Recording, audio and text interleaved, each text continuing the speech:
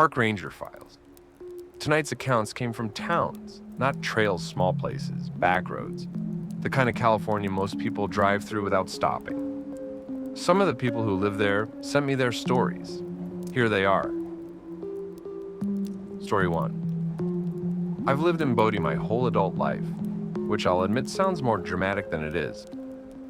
Since Bodie is a ghost town and I don't actually live in it, I live in the unincorporated stretch about 4 miles east that has a few dozen houses and a volunteer fire station, and not much else. But I've worked the state park there, going on 16 years, which means I've spent more time inside those old buildings and on that hillside than almost anyone. And I want to say at the start that I'm not someone who romanticizes the place. Ghost towns attract a certain kind of person who wants the place to be haunted, who goes looking for it, who will tell you they felt a cold spot in the old jail and take 17 photographs of dust motes. I am not that person.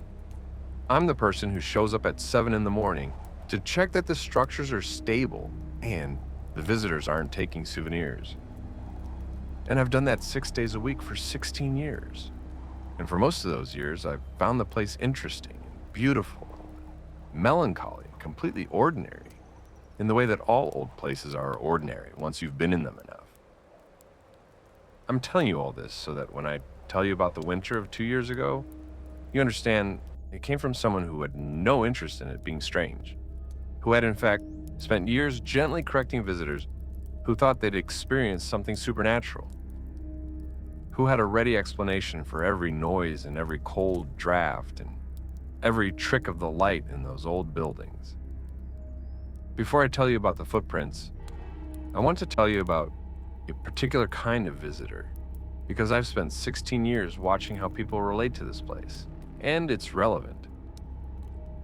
There's a type who comes with a ghost hunting kit, the EMF meter, and the audio recorder, looking to confirm what they've already decided, and I've learned how to recognize them in the first 5 minutes, and I have no patience for them because they do the place a disservice. They want it to perform for them, and they'll interpret any creaking wood or cold draft as evidence. And the genuine strangeness of Bodie, which is real, and which I'll get to, gets buried under their performance of it. But there's another type, less common, who comes not looking for anything specific and just lets the place be what it is. They walk through the buildings quietly, and they read the names on the artifacts, the real names of real people who left their things in a hurry. They stand in the old schoolroom with the lesson still on the chalkboard, and they don't take a photograph of it. They just look. I've given tours to hundreds of people, and the ones who come away understanding something about Bodie are always those people, not the ghost hunters. What they understand is the preserved-in-place quality of it, the arrested decay, the 1,000 small things still where they were left on the day in 1942 when the last resident locked the door. That quality is real. It's the most real thing about Bodie, the most unusual thing. And it creates an atmosphere that has nothing supernatural about it and everything human. 2,000 people lived here. They left their medicine bottles on the shelves and their calendars on the walls and their shoes on the floor, and they never came back for any of it. That is the thing that gets under your skin, and it got under mine, slowly over 16 years, until the winter the footprints started. Body shuts down hard in winter, the road in isn't maintained past the snow line, and the park officially closes. And it's just me and whoever's doing the winter caretaking rotation, and some years that's just me, and the town sits in about 3 feet of snow under a sky so big and so empty, it makes you feel like you're on the surface of a different planet. I love it that way. I love the quiet and the cold and the strange preserved silence of the town with no one in it. That part's always been fine. That part's always been exactly what I signed up for. What started 2 winters ago was small. I'd come in on a Monday morning after a hard snow and I was doing my rounds, checking the buildings in order the way I always do. And I noticed footprints in the snow. Boot prints coming from the direction of the old cemetery on the hill, down through the middle of town, and ending at the door of the Miners' Union Hall. Not going in, just ending there, at the door, as if whoever made them had walked up to the door, and then ceased to exist. No prints going back. No prints inside when I opened up and checked. Just the line of prints coming down from the cemetery and stopping at that door like a sentence that ends in the middle of a word. I did the rational thing. I went around the outside of the building looking for where they continued, thinking they'd gone around the side, maybe climbed in a window. Nothing.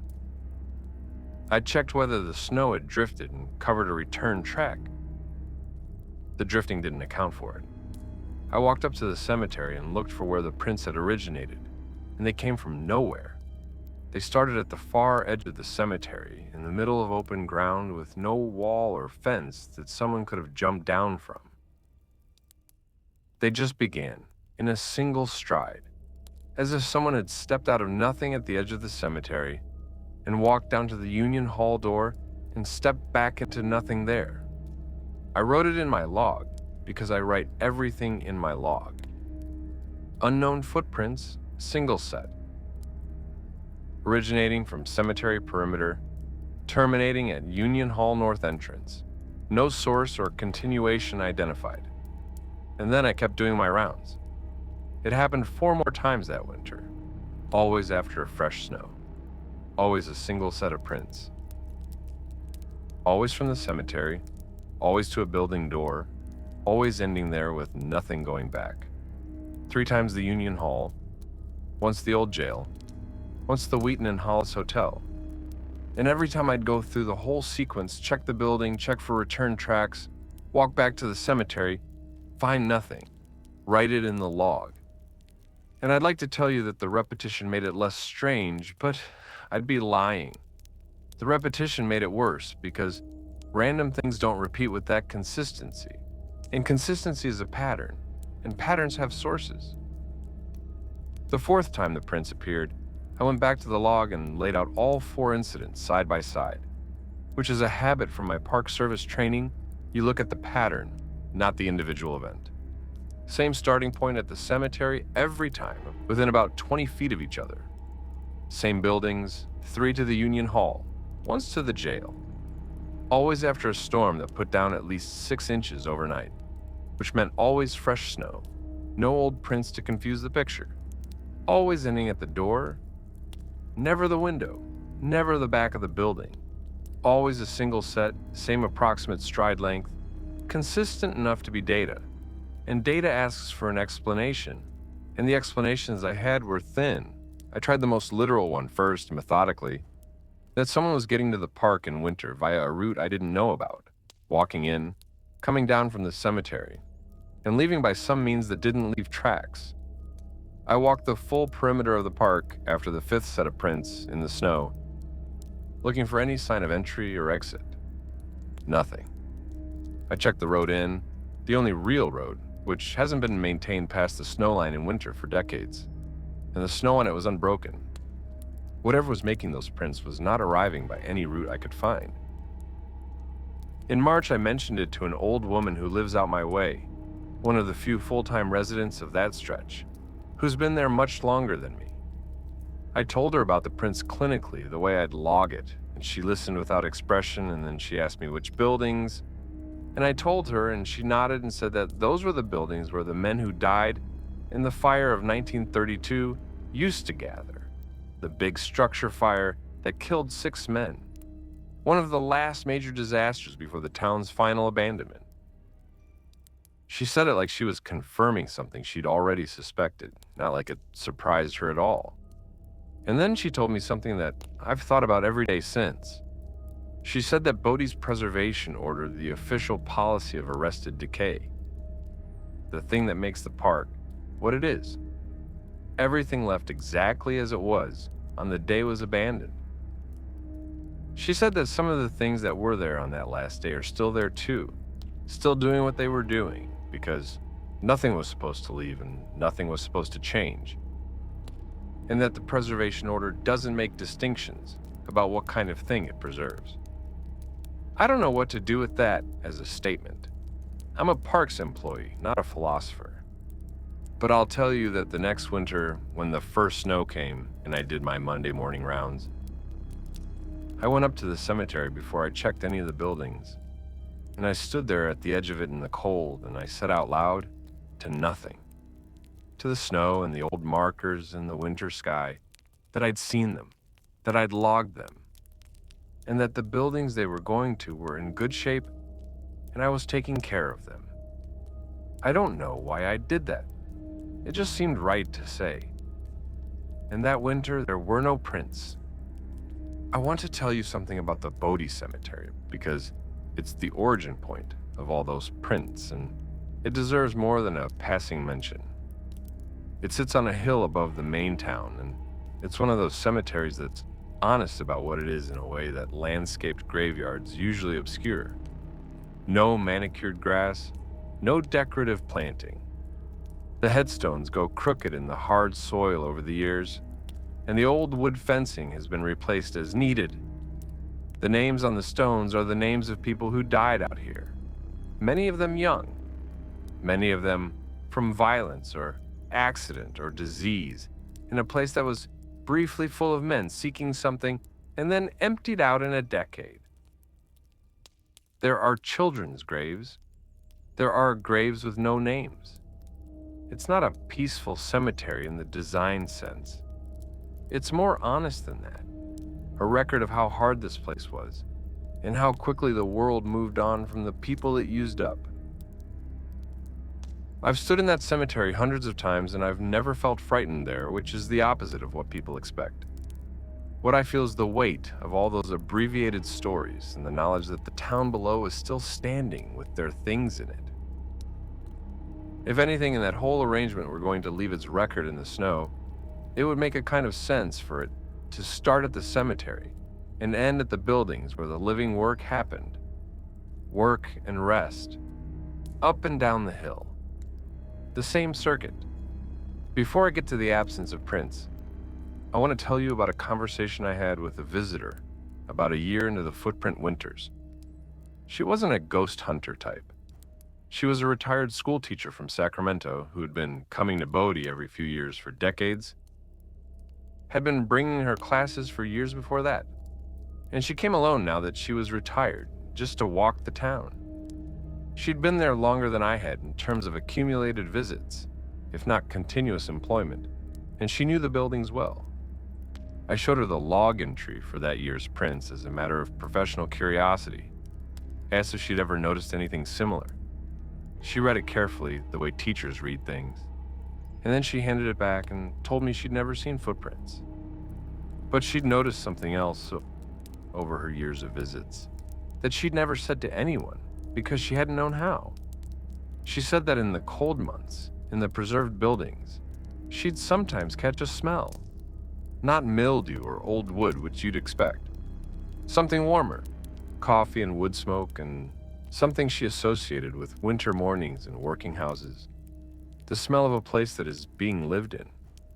She said she'd catch it for a second, and it would be gone. And she'd spent years thinking it was her imagination, her memory of the place overlaid on the reality of it.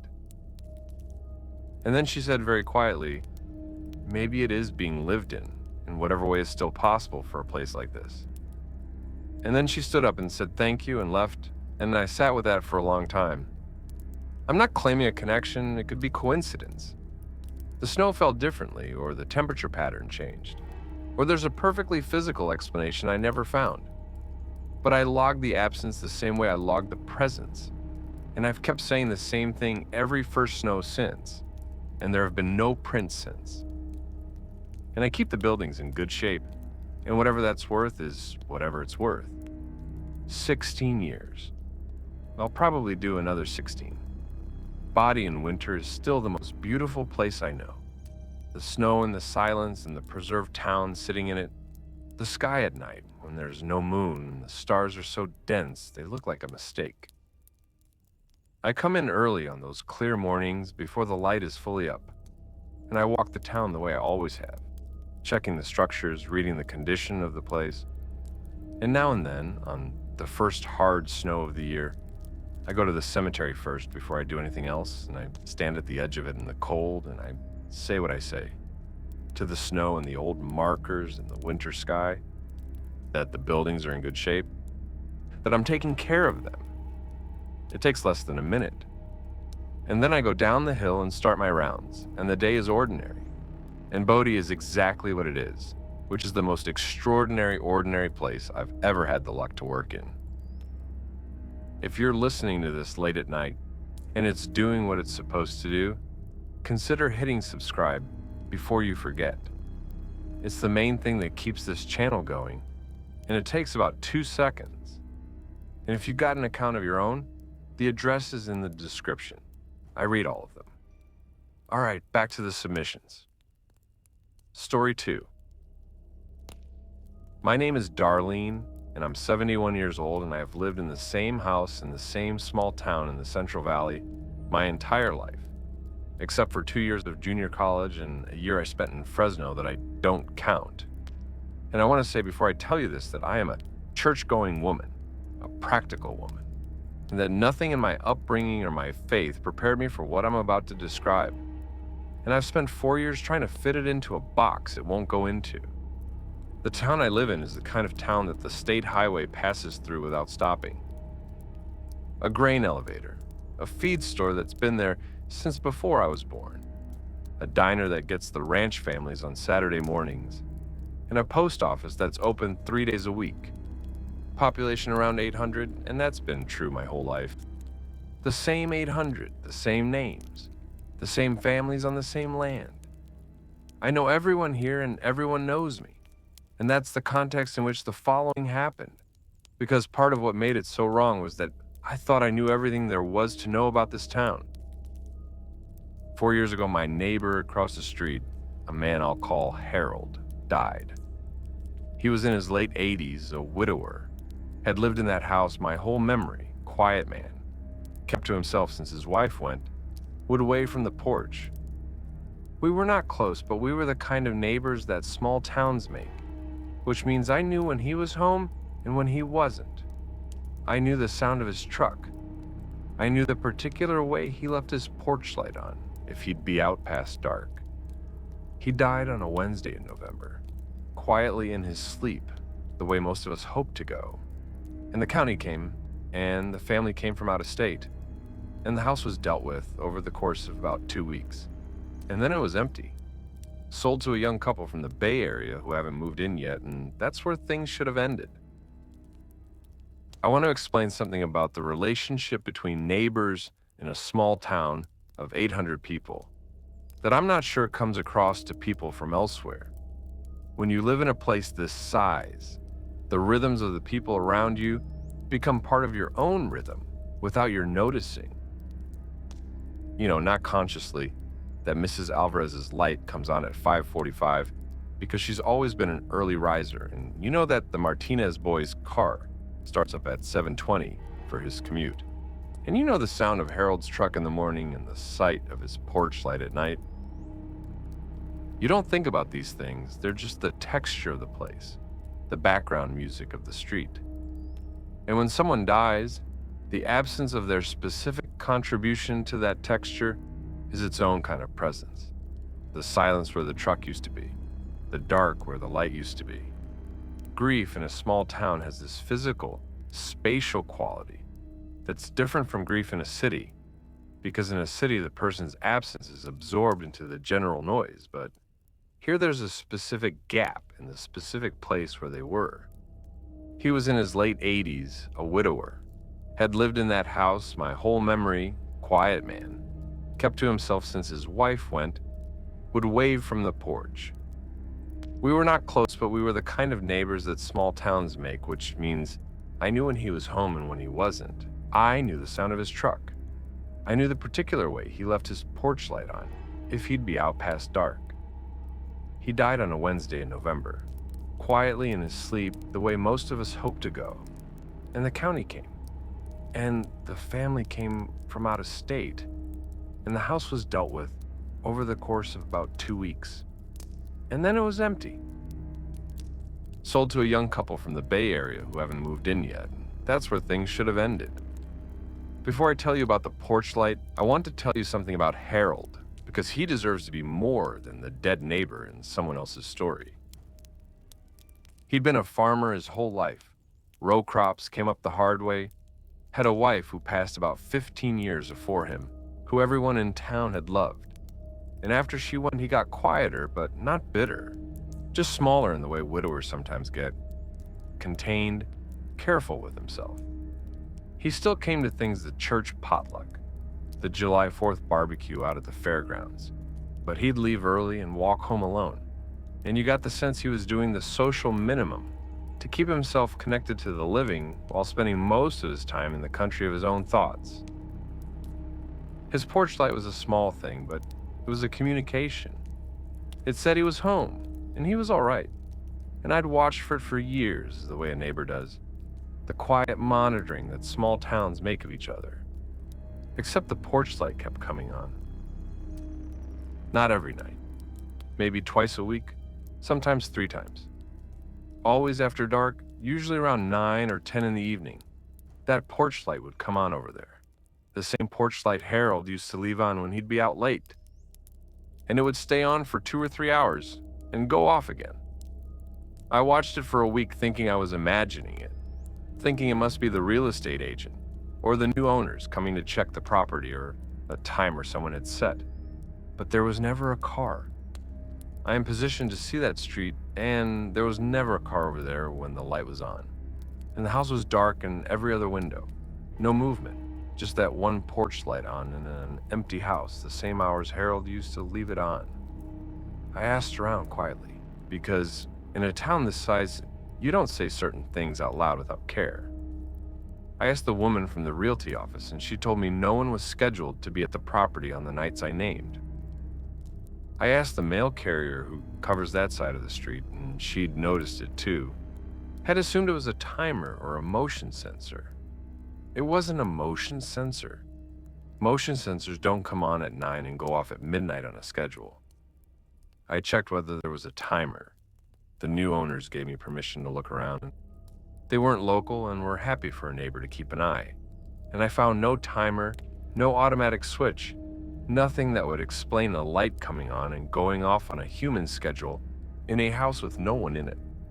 The last time I saw it was 14 months ago. It was a Thursday night in late fall, cold, and I was sitting in my front room and the light came on across the street, the way it had been doing, and I don't know why that night was different, but I found myself putting on my coat and walking across the street and standing on the porch of that empty house in the dark.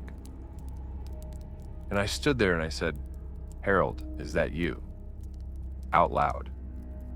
To an empty porch, I felt ridiculous. And then I said, "If it is, the house is going to be okay. The young people who bought it seem nice. It'll have a family in it again."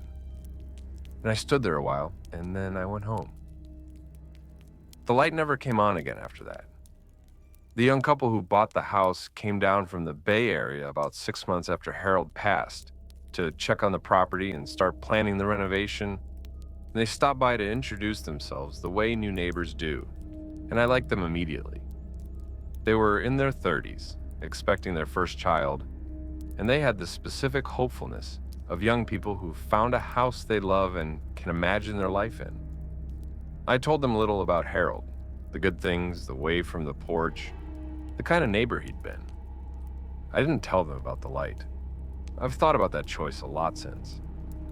But they were starting something new.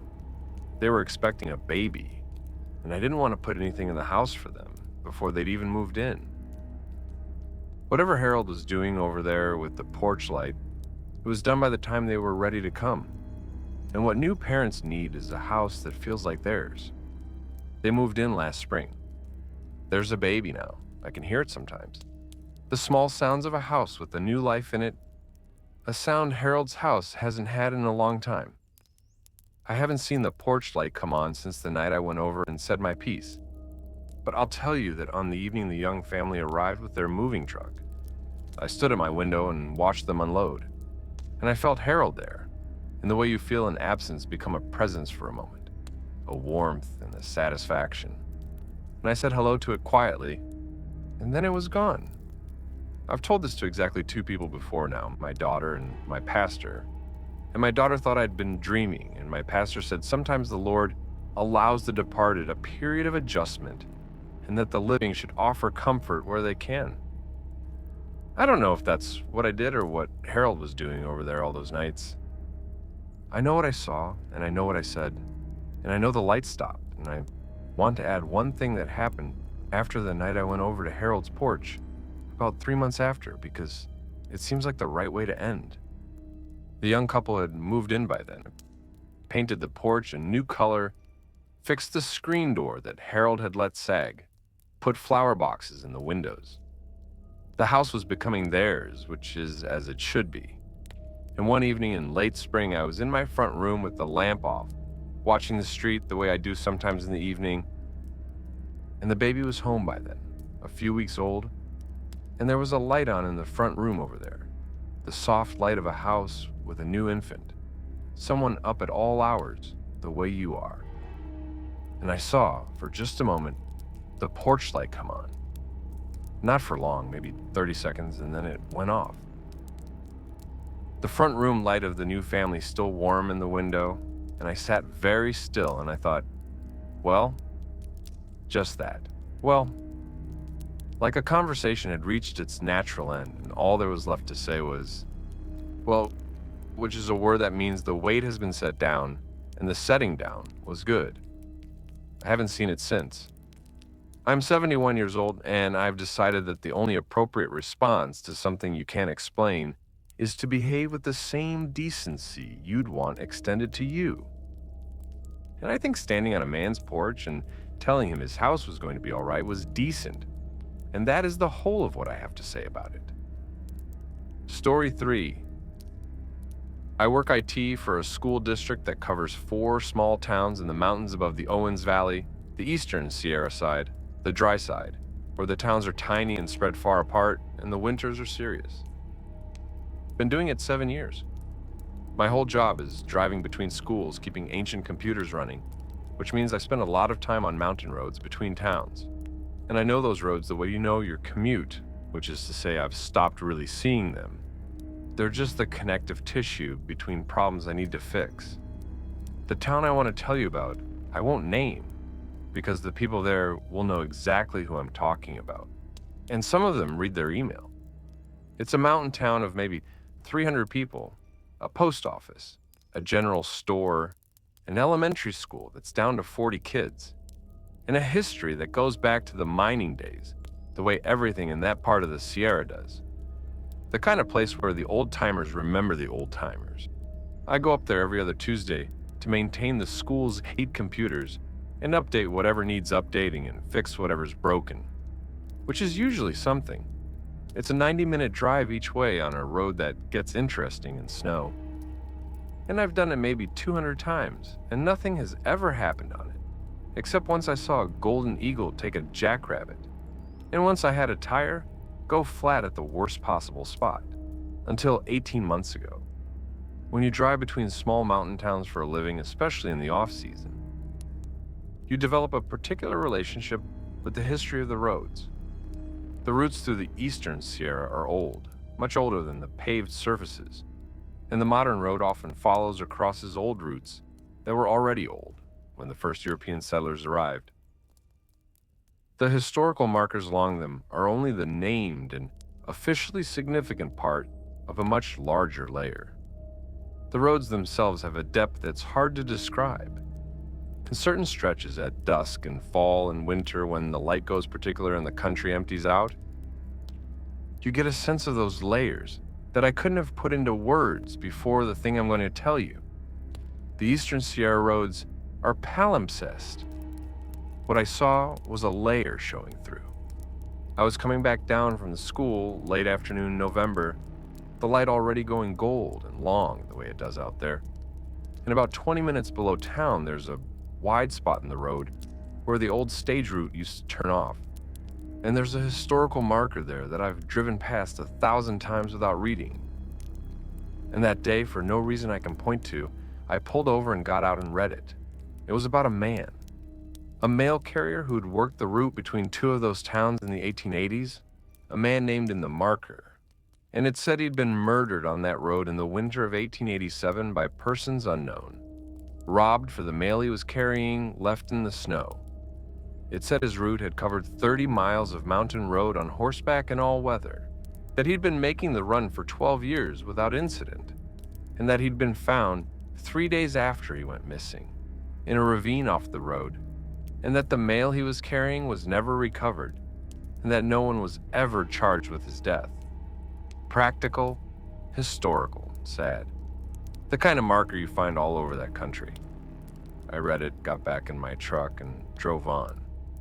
The next Tuesday, I'm driving up to the school, early morning, still dark in the canyon, and my headlights pick up a man on horseback on the side of the road, just at the edge of where the headlights reach, moving the same direction I'm going, uphill. And I think, some local has an early start. People up there do keep horses. It's not a car culture. I slow down, give him room, come alongside, and as I pass, I look over. And the man is dressed wrong. Not wrong the way the Redwood boy was wrong.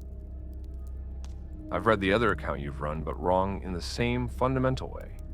Wrong for the era, wrong for the century, heavy coat, saddlebags, a way of sitting the horse that belongs to old photographs. And I noticed the saddlebags because they're big, the kind of thing you'd use if you were carrying mail across 30 miles of mountain road. I drove past him and my eyes went to the rear view and there was nothing there.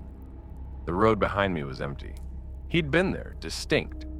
For the second or two it took me to pass, and then in the rear view, nothing. I stopped and sat there in the road with my truck idling for probably 5 minutes, which is long in an empty mountain road when you're rattled, and then I drove on to school, fixed the computers, drove home, and looked up the marker online that night. The man on the marker. I found a photograph, the way you sometimes can in county historical archives. A formal portrait photograph from the 1880s. The kind where everyone looks severe because you had to hold still. And it was the same man, I can't prove that. But it was the same man. The build, the coat, the particular way he sat even in a still photograph. And I sat at my kitchen table for a long time looking at that photograph. And then I looked at the date of his death, December 1887, and I looked at my calendar and it was December. November had turned to December the week before. I want to tell you about the next December, the one after I saw him, because I thought about it a lot as it approached. I drove the route as usual every other Tuesday, and each time I went through that stretch, I slowed a little at the marker and I looked, and nothing was there, and I kept driving. And then December came, and the first Tuesday in December, I came down from the school in the late afternoon, and I slowed at the marker, and the road was empty.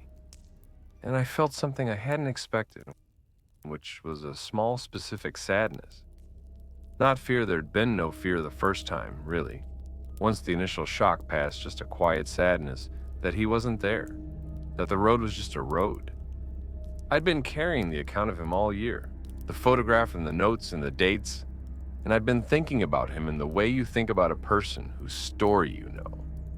And on the first Tuesday in December, the road was empty and he was just history again, just a name on a marker. And I was just an IT guy in a truck, and the route was just a route. I don't know what he's doing still on that road. 12 years of riding the same 30 miles in all weather, and whoever killed him apparently couldn't stop him from riding it still. The mail was never recovered, the marker says. I think about that sometimes, that the mail was never recovered, and I think about those saddlebags on the horse I saw, and I wonder if that's what it's about. If 12 years of a job done faithfully creates something that doesn't know how to stop, even after the person doing it is gone. If the rounds just keep getting made, the way a long habit continues past the reason for it. I went back to the county historical archive the following weekend and found a photograph of the man's horse, as well as the portrait I'd already located. A working horse documented in the same collection as the mail carrier, photographed at what the caption said was the relay station at the midpoint of his route. A pale horse, substantial, the kind bred for mountain roads. And in the photograph I'd seen of the man himself, taken outside the station, he was mounted, and the horse was the same pale horse. The horse I'd seen in my headlights was pale. I want to be careful about this because I know how it sounds in sequence, that I'm building a case, adding details. But I wrote down what I saw the morning after I saw it, before I'd found any photographs.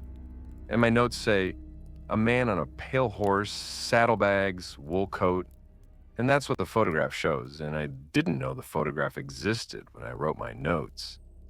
That's the part I've kept coming back to. It's not that I saw a figure and then found a story to fit it. It's that what I wrote down before I knew anything matched what the record shows. I've told this to exactly one person since it happened, a colleague who does the same kind of IT work in a different Sierra district. And he didn't laugh, which I appreciated.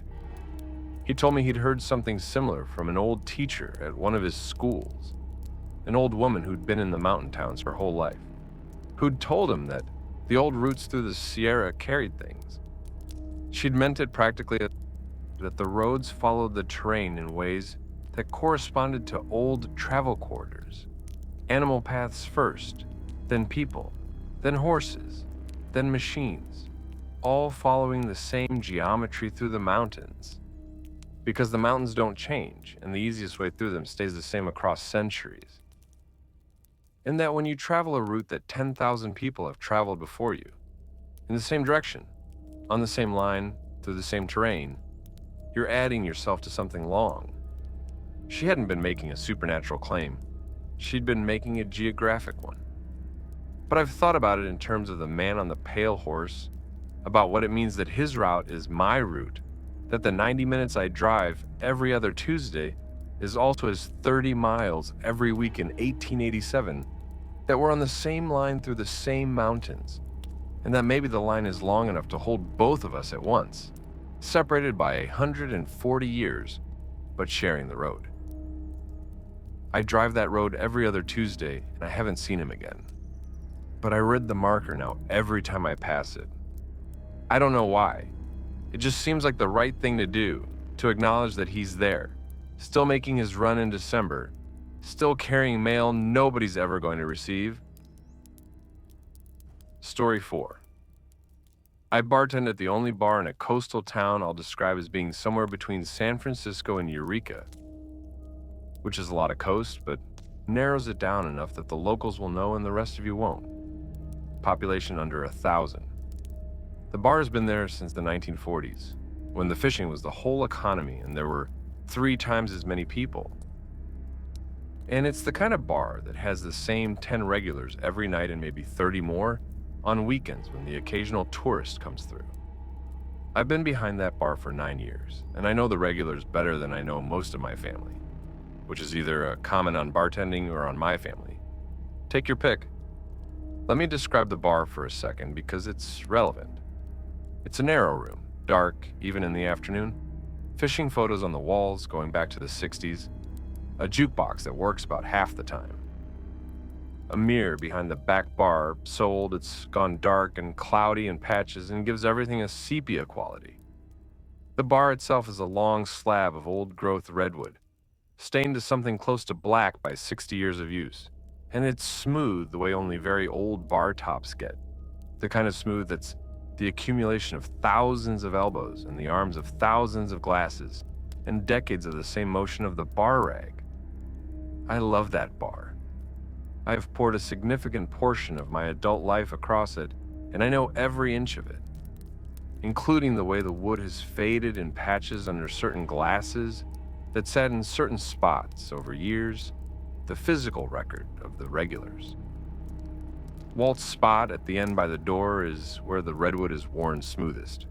He sat there for going on 30 years, I was told, the last 20 of which I witnessed personally. 30 years of the same elbows in the same spot. I don't think I need to explain why I take what happened seriously. The bar keeps its own records. The regular I want to tell you about, I'll call Walt. 70s, retired, had been a commercial fisherman his whole working life. Came in every Tuesday and Thursday without fail, ordered the same 2 drinks in the same order, sat at the end of the bar closest to the door, talked to whoever was there about fishing and weather and local politics, and left by 9. 9 years. Never missed a Tuesday or Thursday that I knew of. The kind of regular whose absence you'd notice the way you notice when the clock on the wall stops. I liked Walt.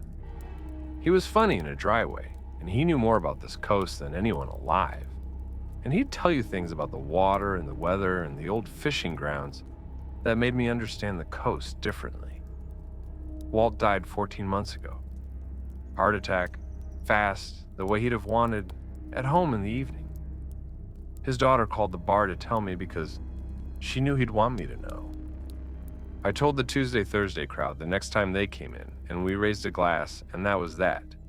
And the end stool stayed empty the next few Tuesdays and Thursdays, in that particular way that a regular stool stays empty after they go, like the regulars are leaving it on purpose. And maybe they are. I want to describe what it's like to tend bar in a small town's only bar, and specifically to tend the same bar for 9 years, because it shapes how I understand what happened. 9 years is a long time to stand behind a bar in a room this size. I have poured a drink for almost every adult in the county in those 9 years.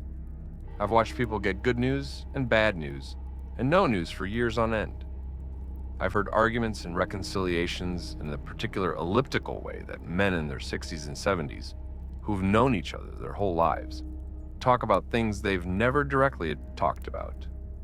A small-town bar is a container for a community's life in a way that I'm not sure any other institution quite matches, because it's neutral ground, and it's the place where the social rules are slightly loosened, and it's where people say things they don't say at the diner or the church or the general store.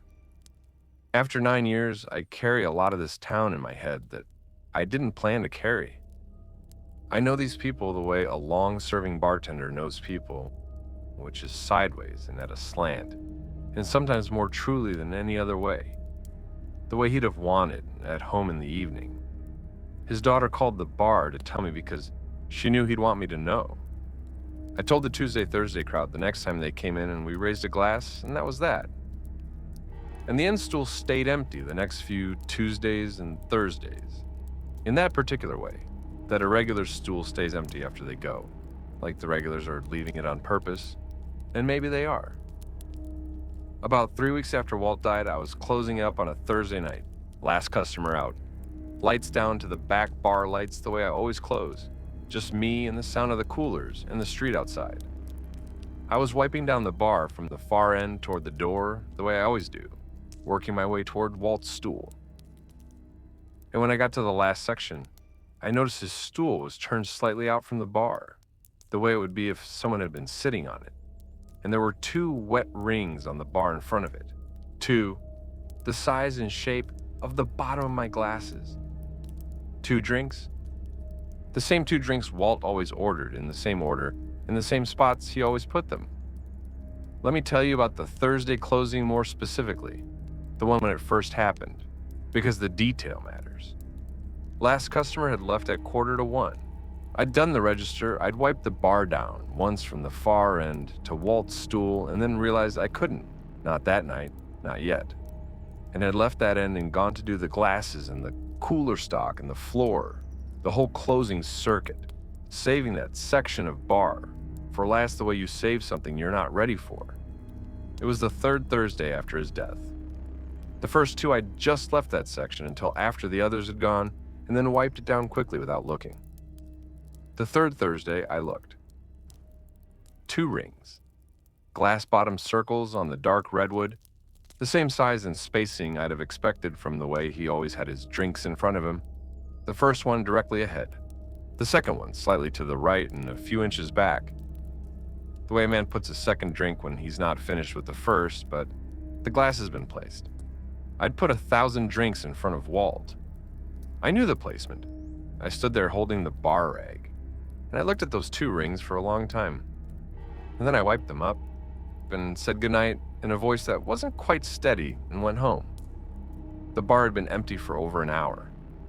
I had wiped the whole bar down once already at last call when the last customer left. There had been no one at Walt's stool all evening. I would have staked anything on that. I had looked at that empty stool half a dozen times during the shift with the low, specific sadness of someone noticing an absence. I stood there with my bar rag, and I looked at those 2 wet rings for a long time. And then I finished wiping down the bar, and I turned the stool back parallel to the bar the way it should be.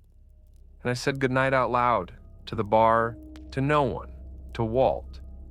And I locked up and went home and didn't sleep much. It's happened 6 times since. Always Thursday, never Tuesday, which I can't explain. Always the same 2 rings, same placement. Always the stool turned slightly out. And I've adjusted the way I close on Thursdays. I do the whole bar, except that end stool last. And then I stand there for a minute, and then I wipe it down and say goodnight. I haven't told the Thursday regulars.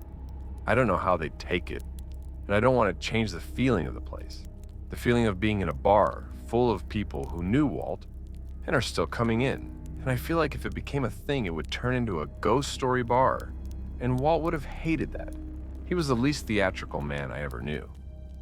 There's one more thing that happened that I almost didn't put in, but it seems dishonest to leave it out.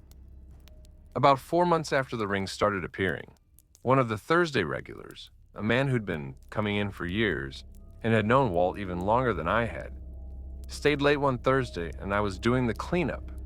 And I was doing the thing I do now at that end of the bar, standing at the stool a moment before wiping down. And he looked at me from his seat further down, and he said, "You feel him too?" Not a question. And I said, "Yes." And he nodded and he said, "Walt always said he'd die before he missed a Thursday." And then he picked up his glass and finished his drink and said goodnight and left. That was the whole conversation. We've never spoken about it again. But I know now that I'm not the only one who feels it at that end of the bar on Thursday nights. That particular quality of the stool turned slightly out, the particular presence at the end of the bar where the redwood is worn smoothest. And I find that less strange than I find it right. A man who sat in the same spot for 30 years should get to keep it. But I'll tell you, because he spent 9 years at that end of my bar, and I think he's still spending his Thursdays there. And that seems like something that should be on the record somewhere, and I can't think of a better place to put it than here. Story 5. Okay, so I need to preface this by saying I grew up in this town, and I know how it sounds when outsiders hear about it, because I've heard the way people talk about small Mojave towns, like they're all the same sad place. But 29 Palms is not a sad place, it's a weird place. And there's a difference. And I love it, and I've been here 26 years, and I'll probably die here. And what happened to me and my cousin Berto 3 summers ago is real, and I need somewhere to put it. I also want to say that growing up out here makes you unsentimental about the desert in a way that visitors aren't. People who come out here from the coast or the cities think the desert is mystical in this romantic way of the stargazing and the silence and the vastness. And it is those things, but when you grow up here, you know it, the way you know a hard teacher with respect and no illusions. The heat is real. The distances are real. The things that happen to people who underestimate the desert are real. I say this because I don't want anyone to think my account comes from someone who was primed for strangeness, who wanted the desert to be a supernatural place. I was a kid here. I played out here. I drove these roads at night because there was nothing else to do. I have a very down-to-earth relationship with this place, and what I saw is what I saw. Because I've heard the way people talk about small Mojave towns like they're all the same sad place. But 29 Palms is not a sad place. It's a weird place. And there's a difference. And I love it. And I've been here 26 years, and I'll probably die here. And what happened to me and my cousin Berto 3 summers ago is real, and I need somewhere to put it. So 29 Palms, if you don't know, is out in the high desert east of Joshua Tree. And it's got the Marine base, and it's got the National Park entrance, and it's got like 12,000 people spread over this enormous amount of flat, open country with the mountains behind it. And the town itself is these long strips of road with everything spread out and big, dark sky between everything. Most of the streets aren't lit. That's important. I want to say one more thing about growing up in 29 Palms before I get to the specific night, which is that desert towns, raise kids differently from other places in ways that are hard to articulate. You grow up with a much more direct relationship with the land around you because there's so much of it, and it's so present. The desert doesn't hide itself behind trees or building density the way other landscapes do. It's just there, enormous, right up to the edge of the last house on every street, and you grow up knowing it's bigger than you and older than everything and indifferent in the specific way that very old things are indifferent, not cruel, just operating on a scale where you don't register.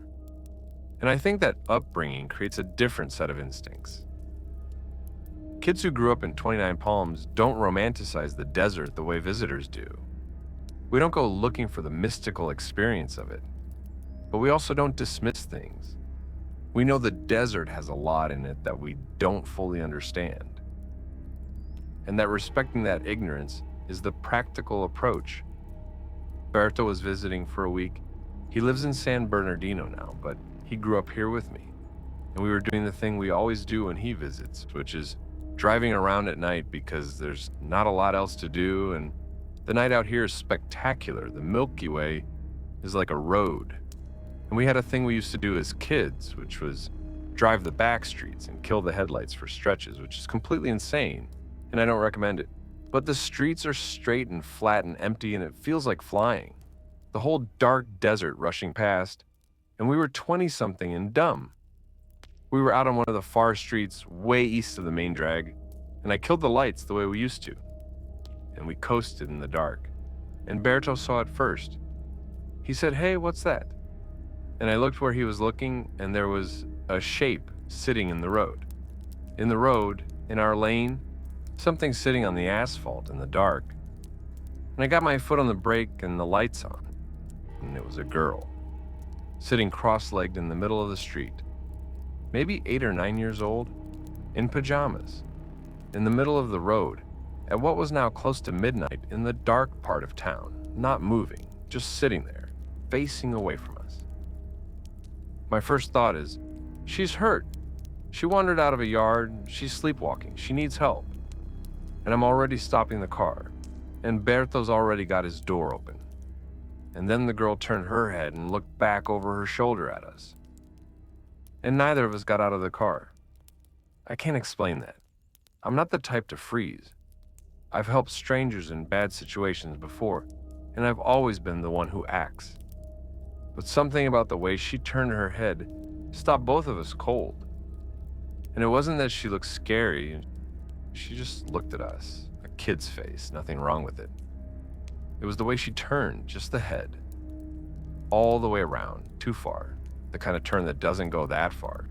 And she did it completely calmly, like turning your head is always exactly like that. And she looked at us, and she tilted her head a little, like she was trying to figure something out, and then she turned back around. And then she was just gone. Not running away gone, not stood up and walked gone. Gone. 1 second she was sitting in the road, and then she wasn't. And the street was empty. And I had my headlights on full, and there was nothing. Berto and I sat there for what felt like a long time, and then I drove home. And we didn't talk about it that night. And the next day, we talked about it for about 4 hours straight and got nowhere. He's a practical person, a mechanic, not a flights of fancy person. And he spent most of those 4 hours explaining why it was impossible. But he was there, and I was there. And both of us had the same reaction, the same freeze. Because both of us understood in the same moment that the head turn was wrong, and that you don't get out of the car when something is wrong like that. After it happened, I went through about 2 weeks of trying to explain it, the way you do when something doesn't fit. I went through every explanation. Trick of the light, a real child who ran off very fast the second I was looking at her, mass hallucination, if that's even a real thing. I Googled the head turn thing to see if there was a human condition that caused it, and found nothing useful. I looked up the history of that stretch of road, which is less history than you'd expect, given that it's just a residential backstreet in a desert town. Nothing notable happened there. And none of it resolved anything because Berto had seen it too. And Berto and I do not hallucinate the same things. I've asked around since, quietly. And I found two other people who've seen something like it in this town. Not the same thing exactly, but a child in the road, at night, wrong in some way. And both of them had the same reaction I did. The freeze, the not getting out. One of them, an older guy who'd lived here for 40 years, he said the desert makes things. Out here where it's dark and empty and older than anything, it makes shapes that look like what would stop you. That a thing that wants you to come to it would learn over time what form stops a car and opens a door, and that the form it learned was a child, because that's the form no adult can drive past without stopping. And he said the tell is that it doesn't quite get the turn right, because it learned the shape from the outside, and the turn is a thing you only know from the inside. Berto called me about 6 months after it happened. He'd been doing his own thinking about it, which I hadn't expected from him because Berto is genuinely the most practical, least inclined towards speculation person I know. He works on engines. He believes in things he can hold in his hands. But he'd been sitting with the head turned for 6 months, and he'd looked some things up, which is not something Berto does, and he called me to tell me what he found.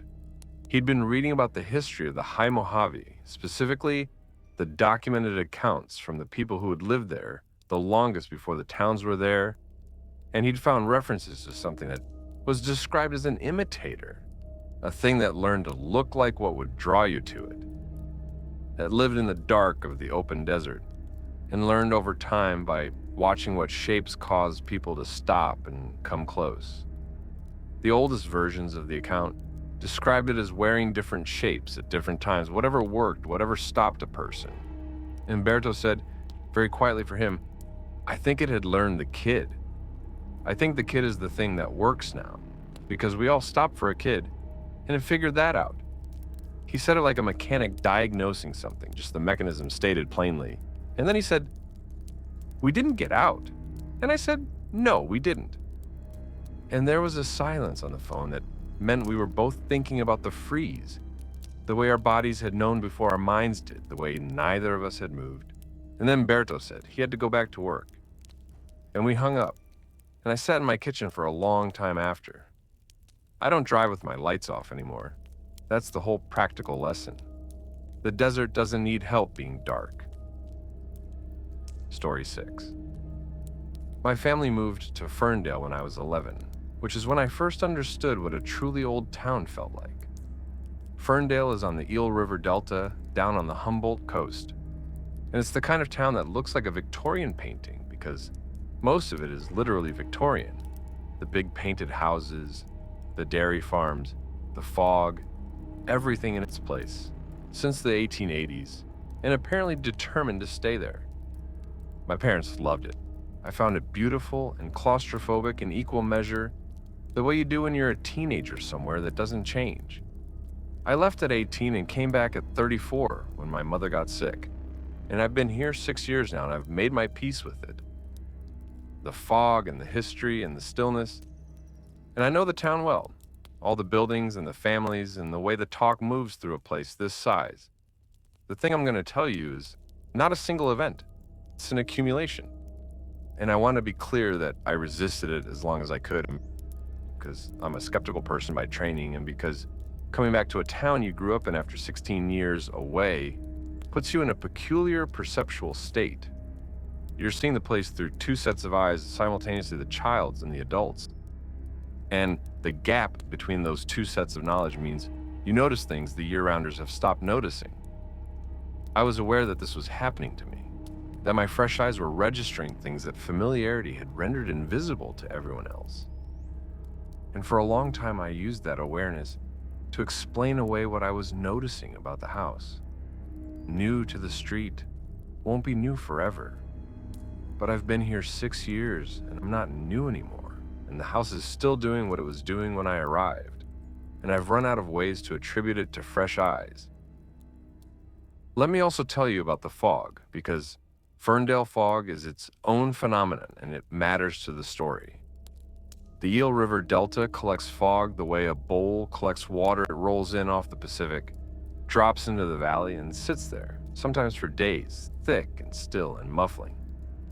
On a foggy morning in Ferndale, The big Victorians appear and disappear as the fog shifts, revealed in patches, and the town acquires a quality that feels earlier than it is, earlier than the current century, the fog having the effect of erasing the modern additions, the satellite dishes and the parked cars, leaving the bones of the 1880s showing through. I used to find this atmospheric. After 6 years of walking past that particular house in the fog, I find it something closer to unsettling. Because in the fog, the house disappears and reappears like everything else, but with a different quality, as if its disappearance is more complete and its reappearance is from somewhere slightly further away. That's what makes it hard to tell and why I've put off telling it, because single events have a shape, but accumulations just gradually become undeniable. There is a house on a particular street in Ferndale, a big Victorian, painted correctly in the historic colors, in fine shape, nothing obviously wrong with it. And I walk past it most mornings on my way to check on my mother. And for the first year after I moved back, I walked past it without a thought. And then something shifted, and it happened in pieces over months. The first thing I noticed was that no one ever went in or came out. Not unusual by itself. I'm not watching the house, I'm passing by. You can miss people easily. But Ferndale is small enough, and my walking schedule is consistent enough that over months I started to feel the pattern of who was where, the way you do in a place this size. Mrs. Palomino, 2 doors down, hangs her washing Tuesday mornings. The man at the end of the block gets his newspaper in the same bathrobe every day. The house in question, in 6 years, not once have I seen a person enter or leave it. The second thing was the lights. Someone is home. The lights change. The curtains are drawn sometimes and open other times. Once I saw what might have been a silhouette behind a curtain, the impression of someone looking out. But I've never seen who does it. Before I get to the third thing, which is the main one, I want to tell you about a conversation I had with one of the older families in town, because it confirmed something I was starting to suspect.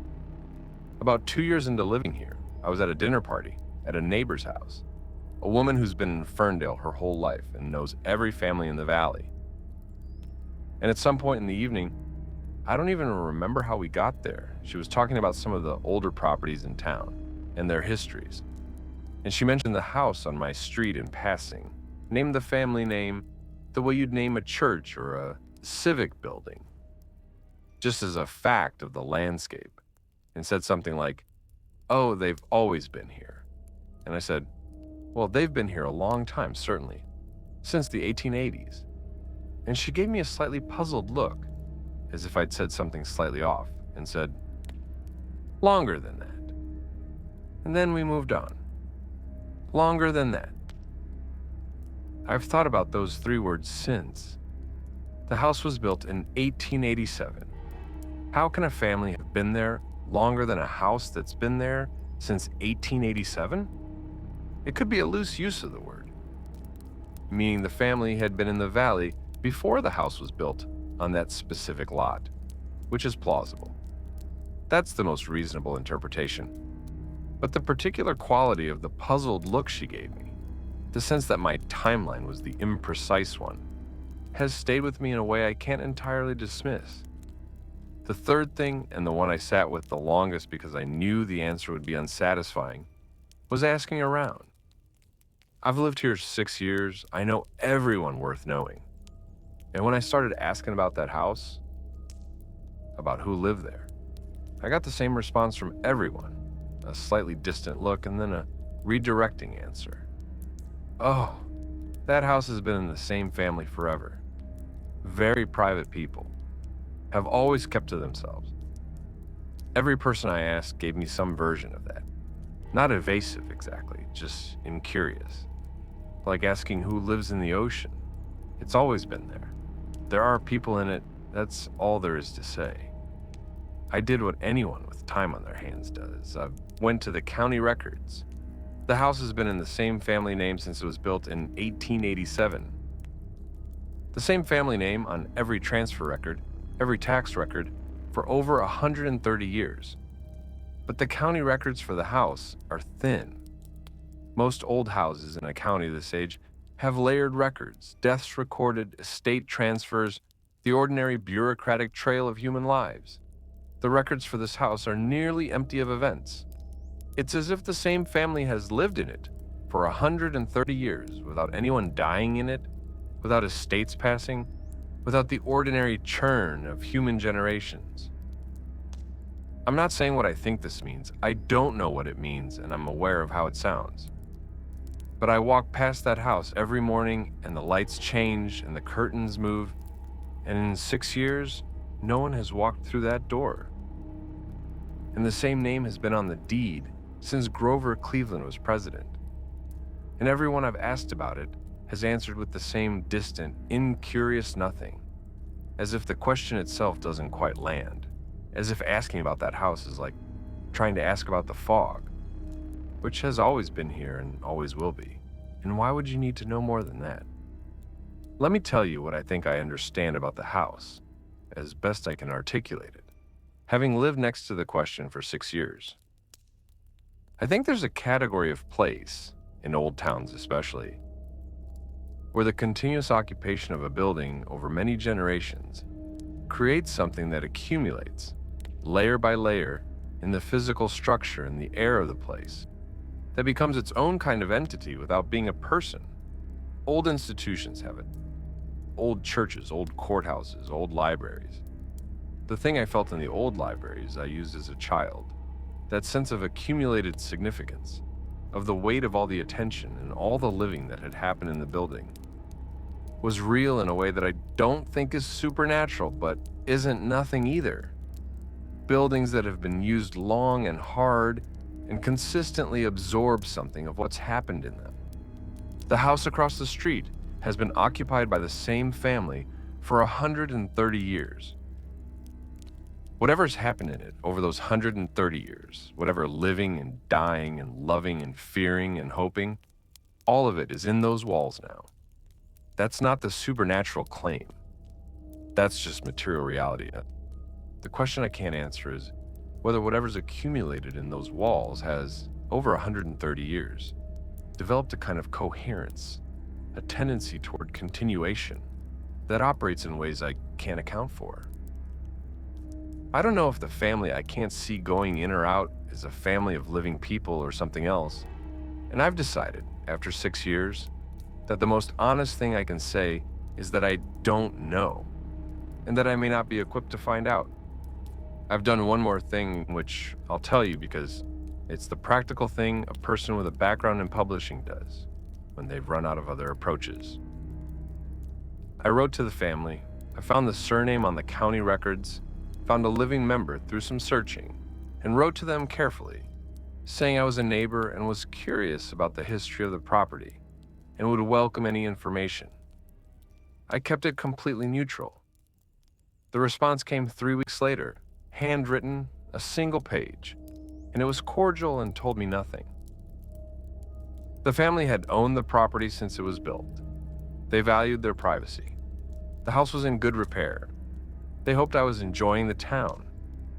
It was signed by a name I'll describe as old-fashioned, appropriate to the 1880s, and the handwriting was in a style I associate with people older than myself, which could mean anything.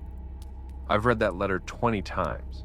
It's perfectly ordinary, and tells me nothing except that whoever is in that house can write a cordial letter and does not want neighbors asking questions, and that seems consistent with what I already knew.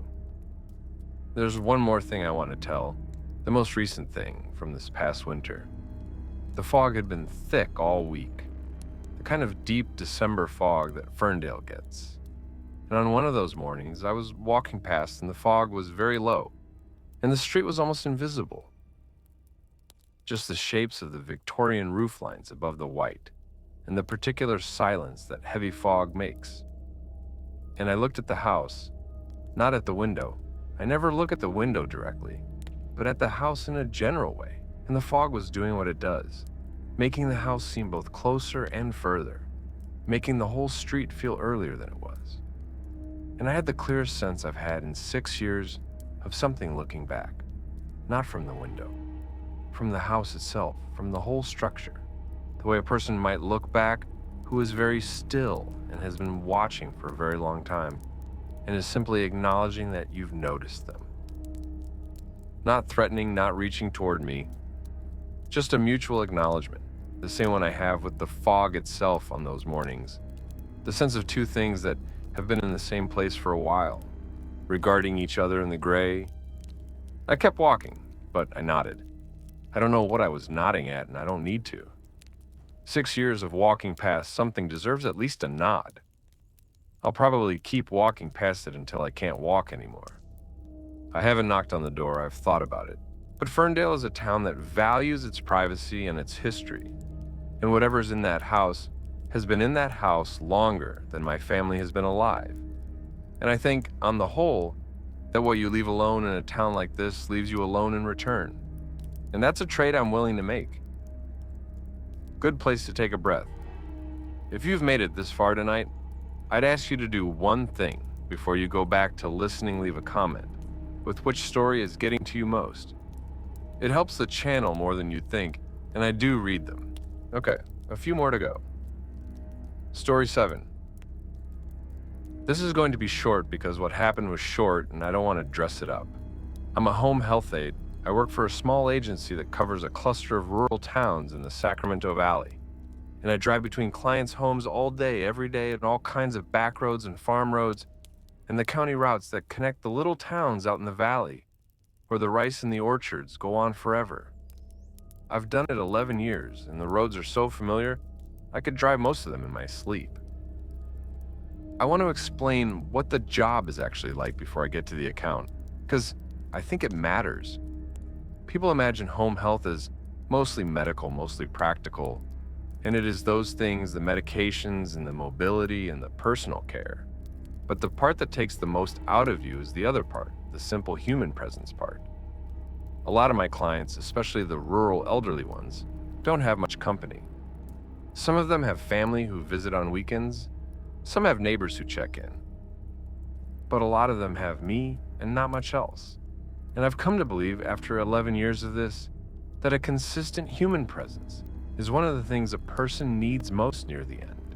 Maybe more than the medications. And I've sat with a lot of people in their last months. I've held a lot of hands. I've listened to more accounts of lives than I could count, in small rooms in small towns all over that valley. And I've noticed things in those 11 years that I haven't found explanations for. The account I'm going to give you is the clearest of them, but it isn't the only one. One of my clients, I won't say her name, won't say the town, I work with vulnerable people, and I take their privacy seriously, was an elderly woman, very sharp, funny, living alone in a farmhouse outside a small valley town. And I came to her 3 times a week. Her family was distant, out of state, and I was one of her main human contacts, which is true for a lot of my elderly clients, and is the part of this job that nobody prepares you for.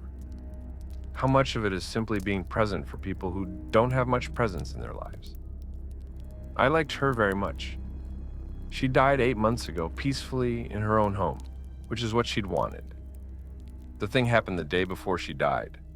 I came for my Tuesday visit, and she was in her chair by the window the way she always was. But she was quieter than usual, not sick, quiet, just settled. And she told me she'd had company that morning. She said her husband had come to visit. Her husband had been dead for 11 years. She described his visit very specifically, that he'd come in the morning, that they'd sat together, that he'd told her the farm was looking fine, and that she shouldn't worry, that she'd know when it was time, and not to be afraid. She wasn't confused. She was sharper that day than she'd been in weeks, very clear-eyed and calm. She said it the way she'd say the mail came, factual, a thing that had happened. I didn't contradict her. I've been in this work long enough to know that people very close to the end sometimes have these visits. And whether you call it a hallucination or something else, the person experiences it as real and it brings them peace. And my job is to support my clients, not to audit their experiences. I sat with her an extra hour that day just talking, and when I left she hugged me, which she didn't usually do, and she said thank you for everything, which she'd never said quite like that before. She died the next morning in her sleep. I'll tell you the thing that happened afterward that I've been deciding whether to include, because it's the kind of corroborating detail that crosses from plausible into something harder to carry. I mentioned the walnut trees, the specific thing the woman's husband had said to her during his visit, that the deep roots were fine and not to let them cut the trees. 3 months after she died, her daughter, who'd come out to deal with the estate, called me.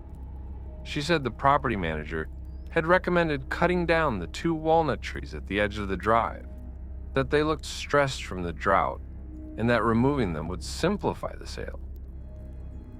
She was inclined to agree, and she was calling me because I'd known her mother well, as a courtesy. She said she wanted to know if her mother had had any particular feelings about the trees. I was quiet for a moment, and then I said, "Yes, actually. Your mother loved those trees. She'd mentioned them specifically near the end. She said she thought the roots were deep enough to be fine and that she wouldn't want them cut." The daughter said, "Huh," and thought about it and said she'd tell the property manager to leave them. And she said one more thing before she hung up, a small thing that I keep turning over. She said her father had planted those trees the year they moved to that farm, 40 years ago, and that her mother had watched them grow from saplings. So those trees were his originally, and he knew them. And if any part of him visited that kitchen on a Wednesday morning, it would be exactly like him to check on the trees he'd planted. I want to tell you about one other client briefly because it's relevant context and because she deserves to be mentioned. She was different from my usual rural valley clients. She'd been a school teacher in a small Delta town, sharp, secular, skeptical, in the way that teachers of a certain generation were skeptical. And she had no patience for what she called nonsense, which included most religion and all superstition. She was one of my favorite clients. She died about 3 years ago, about 6 months before the woman I've already told you about. And 2 days before she died, she told me very matter-of-factly that her husband had visited that morning. She'd been a widow for 22 years. She told me he'd sat in the kitchen chair by the window, the one he'd always sat in, and that he'd said she'd done well, and that it was going to be fine, and that she should stop worrying about the granddaughter in Sacramento. All very specific. All completely at odds with her lifelong attitude toward that kind of thing. I asked her what she made of it, given her views, and she said, very dry, "Well, I was wrong about that, apparently." And then she laughed. It was one of the most startling and moving conversations I've had in the 11 years of this work. She was wrong about that, apparently, and she was fine with it, curious almost, the way a person of genuine intellectual honesty is curious when they encounter something that challenges a lifetime of assumptions. I've had other clients describe similar things close to the end, and I want to be careful here because I don't want to tell it as more than it is. Maybe it's the brain. Maybe it's the mind doing what it needs to do, and I don't need it to be supernatural to be meaningful. But here's the thing. I can't get out of my head the thing that crosses the line for me between comfort and something else. I've thought a lot about why I believed her the morning she told me about her husband's visit. And I want to be honest about this because it's a question I've asked myself. I've had clients close to the end describe seeing dead relatives before, and my practice is to be present and not to argue and not to indulge it either, to just be with them where they are. But she was different that morning, like I said, clearer-eyed and calmer than she'd been in weeks. And there was a specific quality to how she told it that I've never quite been able to dismiss. She wasn't recounting a dream and she wasn't confused. She was reporting a visit. She described the time of morning, the light in the kitchen, what she'd made for coffee, what he'd been wearing the flannel shirt she'd bought him the last Christmas before he got sick, and what he'd said to her specifically about the farm, about the 2 walnut trees at the edge of the drive that she'd been worried about losing to last year's drought. He'd said the deep roots were fine, and not to let them cut the trees. Very specific. The kind of specific that doesn't live in the general warmth of a comforting vision. She told it with the matter-of-fact precision of a woman describing her morning, and that precision is the thing I carry with me. When I came for my Thursday visit, the day after she died, to collect my things and spend a little time with the house before her family arrived.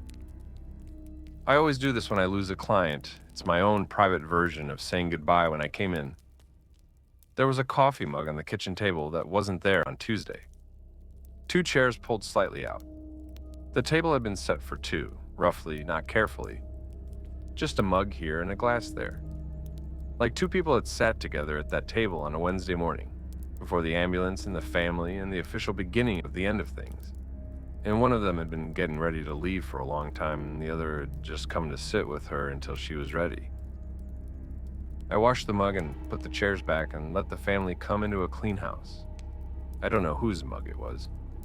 She'd lived alone for 11 years. I don't ask myself that question too hard. Story 8. I'm a high school history teacher and department head at a school in a town I'll call by its type rather than its name. A gold rush town in the Sierra foothills that survived the end of the rush by becoming a county seat, kept its courthouse, kept its Victorian Main Street, and is now one of those places that gets tourists on weekends for the antique shops and the wine bars, while the actual population, the people who live and work there year-round, mostly ignores all that and gets on with things. I've taught at the school there for 19 years, and I'm as much a fixture as the courthouse.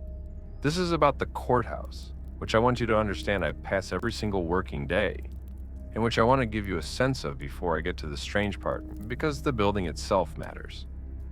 It was built in 1856, one of the oldest courthouses still standing in the state, and it's the kind of building that earns its age visually, the thick walls, the deep windows, the proportions of a time when buildings were meant to communicate something about permanence and authority. The inside is better. Original woodwork in the courtroom on the 2nd floor, the gallery seating that would have been packed for the big trials, the judge's bench at the back, with the state seal painted on the wall behind it. I've taken classes in there. I've stood at the gallery rail and looked down at that bench and felt the weight of it, the century and a half of verdicts and sentences and ordinary county business that the room has absorbed. Buildings that have been used hard for a long time carry it. Any good historian feels it. This is not mysticism, it's material reality.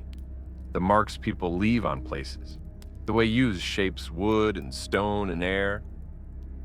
I believe in that strongly, and I believed in nothing more than that until the night I saw the lights. I need to say one more thing about the trial before I describe what I saw, because the history matters to the seeing. The trial of 1858 was not a simple case. The man who was hanged had maintained his innocence and continued to do so on the scaffold, which was noted in the historical record and was apparently unusual in its composure. The condemned man calm and clear-voiced where most men were not. The true perpetrator, the historical consensus now suggests, was likely a business rival of the victims who had the means and the motive and who lived prosperously in the county for another 30 years after the execution of the wrong man. 19 years of my teaching this material, and it still makes me angry, the specific wrongness of it, the specific injustice of a man hanged calmly, insisting on his innocence, while the man who should have been standing there instead lived out a comfortable life. That kind of wrong has a weight. I think about that weight when I see the lights in May have passed every working day for 19 years, and which I know well enough that I used to bring my junior history class there for a unit on county governance and architectural history. The building is genuine 1850s construction, one of the original structures with a history I knew inside out, all the notable trials, the local figures, the periods of renovation, all of it. Knowing it well is the reason what happened was so difficult to sit with. 2 years ago, I was leaving work late, end of the school year, the long grading session, and I was driving home past the courthouse, which was closed, dark, its normal evening self. And I looked over at it the way you look at something you've looked at 10,000 times, not really seeing it. and I saw people on the second floor. I need to be precise. There were lights in the second floor courtroom windows. Not the modern overhead lights the building actually has, but a warm yellow light, oil lamp or candlelight quality. And in that light I could see figures, several of them, moving. The quality of movement was human and purposeful. People in a room going about a proceeding, the way a courtroom looks when a trial is happening. And I sat in my car on the street and stared because the courthouse was dark and closed, and the motion sensor security lights would have been on if anyone were inside, and they weren't. The exterior was dark, and the alarm panel on the door was showing its normal armed status, as I'd have expected. I'm a history teacher. My first instinct was research.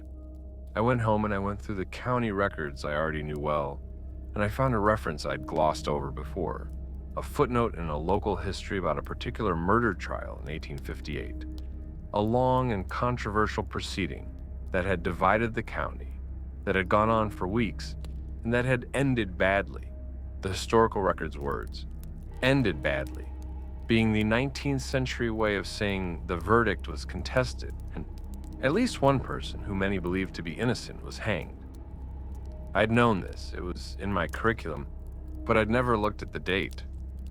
The trial had taken place in late spring, ending in the first week of June. I'd seen the lights on May 28th. I've gone back every May since, around the same time of evening, and twice more I've seen the lights. The warm yellow light in the second floor windows, the purposeful movement inside. Once I thought I heard voices, low, from a window that was cracked, the rhythm of testimony or argument. But I could not make out words, and I'm not willing to claim I heard anything more than street noise and suggestion. What I'll claim is the lights, because those I saw clearly 3 times. And once you've seen them, you look for them every year, the way you'd look for an anniversary, because I think that's what it is.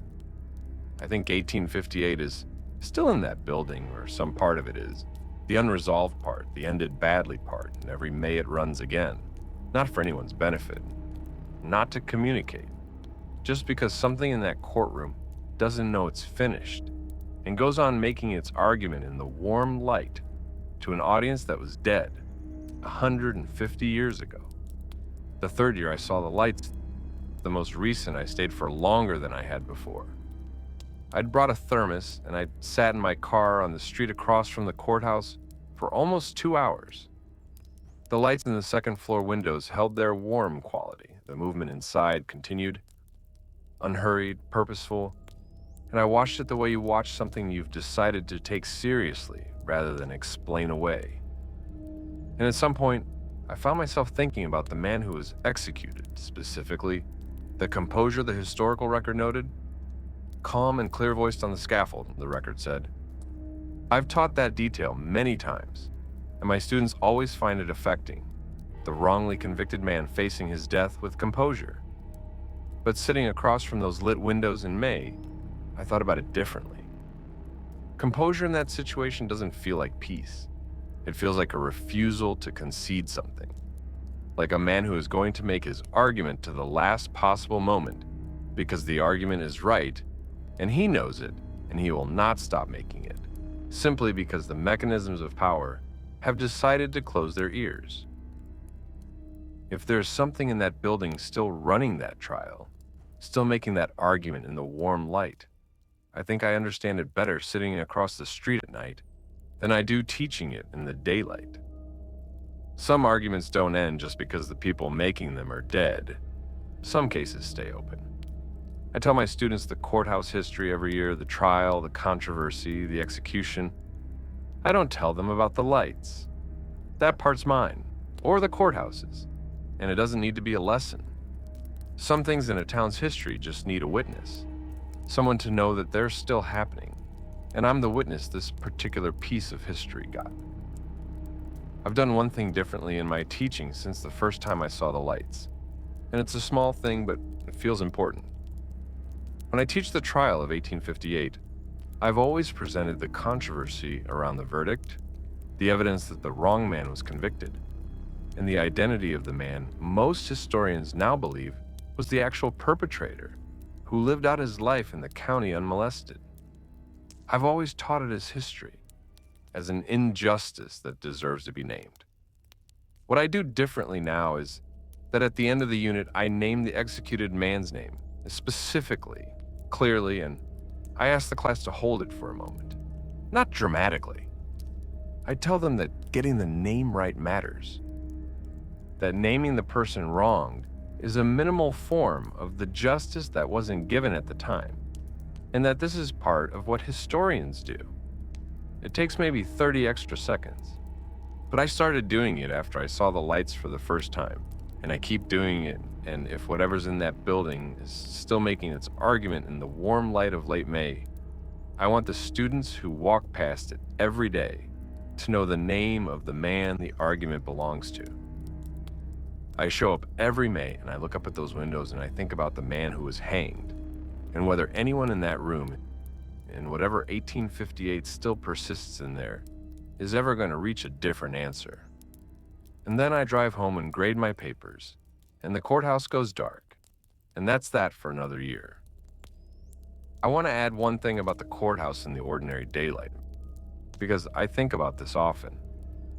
Every morning when I drive to work, I pass that building in the fresh light, before anyone else is there, and it looks exactly as it should. The old stone and the original woodwork, the historic plaque by the entrance, everything in its preserved and documented place. The county's proud of that building, and they should be. It's a genuine piece of the state's history, maintained with care. And I walk past it 19 years of mornings as a person who knows now what's in the second floor courtroom windows on a late May evening, who knows the name of the man the argument belongs to, and I think sometimes about all the people who walk past it every day who don't know, and I don't think they're worse off for not knowing. The building does its civic work in the daylight. Whatever it does in the warm light of late May is its own business. Some buildings get to keep their secrets, and the least I can do is know the secret and keep showing up in May to be the witness it happened to get, which is all any of us can do for a wrong we didn't cause and can't undo. And then I drive home and grade my papers. Story 9. I've been the postmaster in a small town in Inyo County for 12 years. The job is exactly what you'd expect in a town of 400.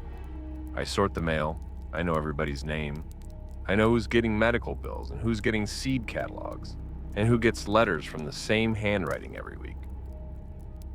Rural postal work is intimate in a way the post office doesn't advertise. You become a quiet record of people's lives without meaning to. There's a particular thing that happens in a very small post office that I want you to understand, because it's the foundation for why what happened affected me the way it did. In a post office that serves a town of 400, the mail is not abstract. When a sympathy card arrives for a family, I know they're grieving. When prescription bottles start coming from a different pharmacy, I know something changed with someone's health. When the letters from a particular address suddenly stop coming for someone who used to get them weekly, I notice, and sometimes I find out later, that one end of the correspondence has died. The mail is a record of lives in motion. Every letter is someone reaching towards someone else across distance. And my little building in this little desert town is where those reaches pause before completing. And I am the person who handles them. After 12 years in that building, I think of the mail differently than most people do. It's not paper and stamps. It's people trying to stay connected to people across all kinds of distance. And sometimes the distance is wider than geography. The thing I want to tell you about started with a name I didn't recognize. A letter came in addressed to a name I'll call E. Voss, no box number, just the name in the town, and I didn't know it. In a town this size, I know every name. I went through the box registry, the local address list I keep, the old records. No E. Voss. Had never been an E. Voss, as far as any record I had showed. Return address was from out of state, just a name and a city. I held it the standard period and then sent it back undeliverable. 3 weeks later, another letter for E. Voss. Different return address, different state. Then a third a month after that. Then a package, padded envelope. E. Voss, our town. All went back undeliverable. I started to get curious the way postal workers do. The professional curiosity of a person whose job is knowing where everyone is. I asked the old-timers if the name meant anything.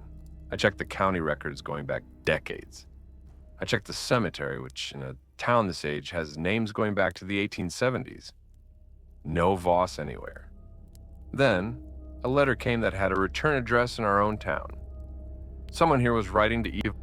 Voss here, as if they expected the person to be at our post office, and the sender's name was a name I knew, an older man who'd lived in town his whole life. I went to see him, because that's not an irregular thing for a postmaster to do when something doesn't add up. He was not surprised I'd come. He sat me down and gave me coffee, and he said he'd been wondering how long before I came. And then he told me about E. Voss. E. Voss had lived in our town. In the 1940s, during the war, a young man, no local family, had come out to work on one of the ranches, been there 2 or 3 years, left before the war ended. No one knew where he went.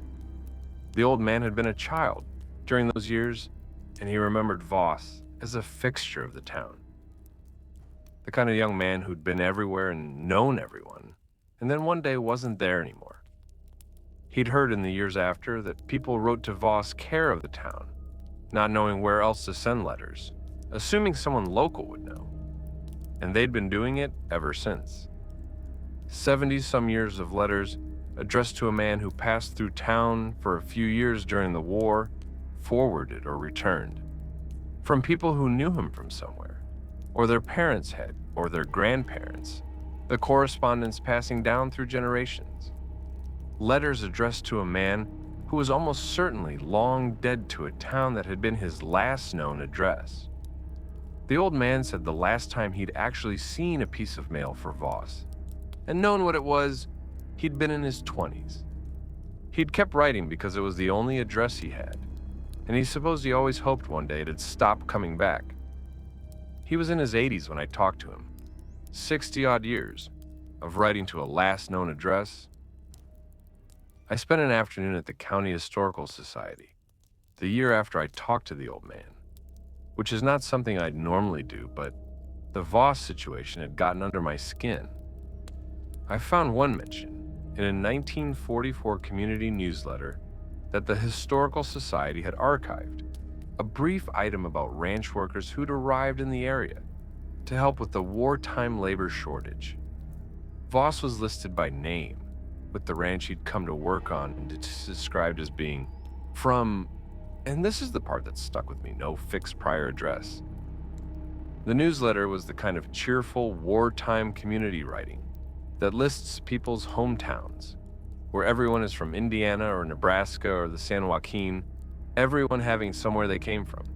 And E. Voss's entry just says, no fixed prior address, which in a 1944 newsletter is a small, strange absence. A man who showed up from no particular place, worked the land for a few years, left for no particular destination, and became, for some unknowable collection of people scattered across decades, the address you wrote to when you didn't know where else to write. I still get letters for E. Voss. Not often, once a year, sometimes less. And I hold them longer now before I mark them undeliverable, because of what the old man told me next when I was getting up to leave. He said Voss had told him once in the 40s that he'd never had a real hometown, that he'd spent his life going place to place, and that the first time he'd felt like he was from somewhere was this town in those years. And that if he ever got lost out in the world, at least he'd know where to look for himself. The old man said it had seemed like a young man being sentimental at the time. He thought about it differently now. There was one letter about 2 years ago that was different from the rest. All the others had been from out of state, strangers, or the descendants of strangers who had known Voss in some other chapter of his life. This letter was postmarked in California from a town up north, and the return name was a woman's name I didn't recognize. The address was handwritten in a way that looked old to me. Not old-fashioned exactly, just old. The particular quality of someone who learned to write in a different era. I held it longer than usual. I'm not going to tell you I did anything unusual with it. I held it the standard period and sent it back. But I thought about it for weeks afterward, the idea that there might be someone still living who knew Eve Voss from the 40s, who was in her 80s or 90s now and was still writing to his last known address. The way you keep writing to a person's last known address for years after they're gone because it's the only address you have, and stopping would be its own kind of giving up. The mail is full of that. Letters sent to last known addresses. People reaching across time toward a place where someone used to be. And the little post office in this little desert town catches some of them as they fall. This particular set of letters addressed to a particular name from every direction over 7 decades. And I've started to think of holding them as the thing I can do, the small courtesy. Someone is still reaching. I can at least hold the reach a moment before it comes back unanswered. I hold the letters a long time before I return them. I talked to a retired postal worker from a larger town a while back, at one of those regional USPS functions, and I described the Voss situation without using the name, just the broad shape of it, and she nodded like she'd heard variations of it before. She said that in a long enough career, you encountered certain pieces of mail that had outlived the people they were meant for. It circulated back and forth through the postal system for years or decades, undeliverable and unreturnable for various reasons, and that these pieces eventually became a kind of presence in a small post office, familiar and expected, arriving periodically the way a seasonal bird arrives. She said she'd had a piece like that for 12 years in her office before it finally stopped coming. She didn't know why it stopped. Sometimes they just stop, she said. The way correspondence between living people stops because something on one end resolved. I've done something in the past couple of years that I haven't told my regional supervisor about and don't plan to. There's a slot in the back of the sorting area, a physical space where I put things that need to be held, packages awaiting pickup and the like. I've given Eve Voss a slot there. Not a box exactly, just a designated space the size of a letter with the name on a small card the way the real boxes have names. Every letter that comes in for Voss goes into that slot and sits there during the hold period before I return it. It's completely against procedure. It's also the most sensible thing I know how to do for a situation that no procedure covers. Someone has been trying to reach this person through this office for 70-some years. The least I can do is give the trying a place to rest before it goes back into the world. The slot is there between a rancher's package hold and a snowbird couple's vacation forward. It's there every day when I come in and every day when I leave. It's a small acknowledgement of a long reaching. And if Eve Voss was the kind of man the old man described, a man who spent his life going place to place and found the first place that felt like home here, I'd like to think there's something fitting about his name still having a spot in this little post office. 70 years after anyone last saw him, in the town that was his last known address. I hold the letters a long time before I return them. I don't know why. I think I'm giving whoever sends them to the right town for the wrong person the full courtesy of the wait. The possibility, however thin, that 70-some years of letters to a last known address might mean that someone, somewhere, is still looking for where they're from. Story 10. I need to tell this carefully because there are people involved who are alive and in a small town, and small towns are small. So I'll say I live in a mountain town in the Southern Sierra. I've lived there 11 years, I teach pottery at the community center, and I do odd jobs, and there are maybe 500 people here year-round, and I know most of them, at least by face. The town has the bones of a logging history and the present tense of a place that's become a weekend destination, which means the year-rounders have a certain closeness born of being the ones who stay. I want to tell you something about this town before I get to M, because the town is part of the story. There's something about mountain towns at this altitude that I've been trying to articulate since I moved here. Something about the particular combination of old history and hard winters, and the fact that the people who stay here have all, in one way or another, chosen to stay, to make their life in a hard, beautiful place, where the roads close in winter, and the nearest hospital is an hour down the mountain. The year-round community of a place like this is self-selected in a way that valley towns and coast towns aren't. In over 11 years, I've come to feel that the town itself has a quality that comes from all those choices accumulated, a kind of coherence, a particularity that isn't every mountain town, but is this one specifically. I can't point to it. It's not the buildings or the landscape, though those are beautiful. It's something in the air of the place, on a quiet weekday morning, something that feels like the town knows itself. I know how that sounds, but I believed it before what happened with them. And I believe it more now, so I'll say I live in a mountain town in the southern Sierra. I've lived there 11 years. I teach pottery at the community center, and I do odd jobs, and there are maybe 500 people here year-round, and I know most of them at least by face. The town has the bones of a logging history, and the present tense of a place that's become a weekend destination, which means the year-rounders have a certain closeness, born of being the ones who stay. About 4 years ago, a woman moved into the rental house at the end of my street. I'll call her by the first initial M. She was maybe 60, quiet, kept to herself, in the way that people who are going through something keep to themselves, not unfriendly, just contained.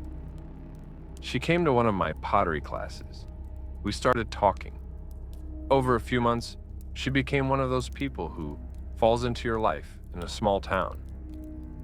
Someone you have coffee with, someone you check on. She told me, slowly, over those months, that she had moved here after a bad situation in the town she'd come from further south, and I didn't press for details. It wasn't my place. She seemed to be recovering from something. She settled in. She got a small job at the general store. She started to look less like someone going through something. And then the car started appearing. It was a dark sedan I didn't recognize, and in a town this size, you recognize almost all the cars. It would be parked on the road near her house, sometimes on the street across from it, sometimes just down the block. Not always, not every day, but consistently enough that I noticed it across several weeks. I assumed at first it was someone visiting, a relative, someone from her life before. But I never saw anyone get out of it or get into it near her house. I mentioned it to her carefully, not wanting to alarm her, asking if she had family visiting.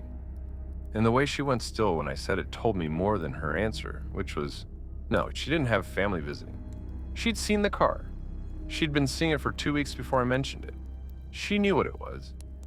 I won't tell you the full situation because it's not mine to tell, but what I'll say is that she had left a situation, and the situation had followed her here.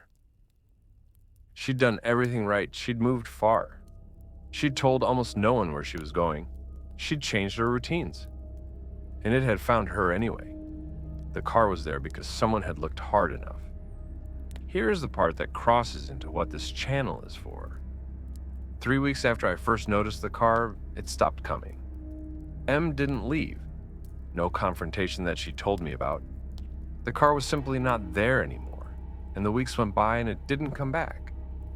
I asked her eventually, months later, when things had settled, what had happened. And she said she didn't fully know, except that the last time she'd seen the car, she'd been standing in her kitchen looking out the window at it, and she'd been frightened and furious in the way that you get when you've been frightened long enough.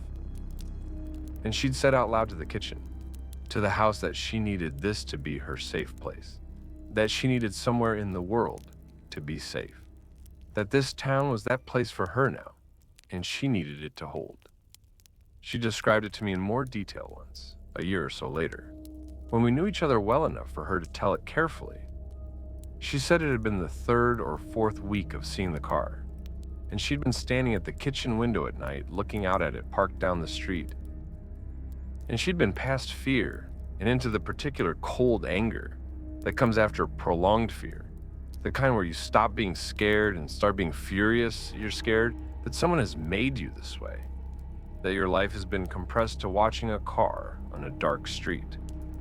And she said she'd spoken out loud, not shouting, not desperate, just firm and direct, the way you'd speak to someone whose attention you needed. And she'd said, "This place needs to be safe for me. I chose it to be safe. I need you to hold that." She said the word you felt strange even as she said it, like it wasn't quite directed at the empty kitchen and wasn't quite not. She said the town felt present to her in that moment, in a way she couldn't describe. Not threatening, not warm exactly, but awake. And that whatever she'd addressed was paying attention. And that she'd felt, not immediately, but in the days that followed, as the car stopped coming, as the weeks went by and it stayed away, that something had responded. She said it felt strange when she said it, like she wasn't just talking to herself. Like the house heard her. Like the town heard her. I know that's not an explanation.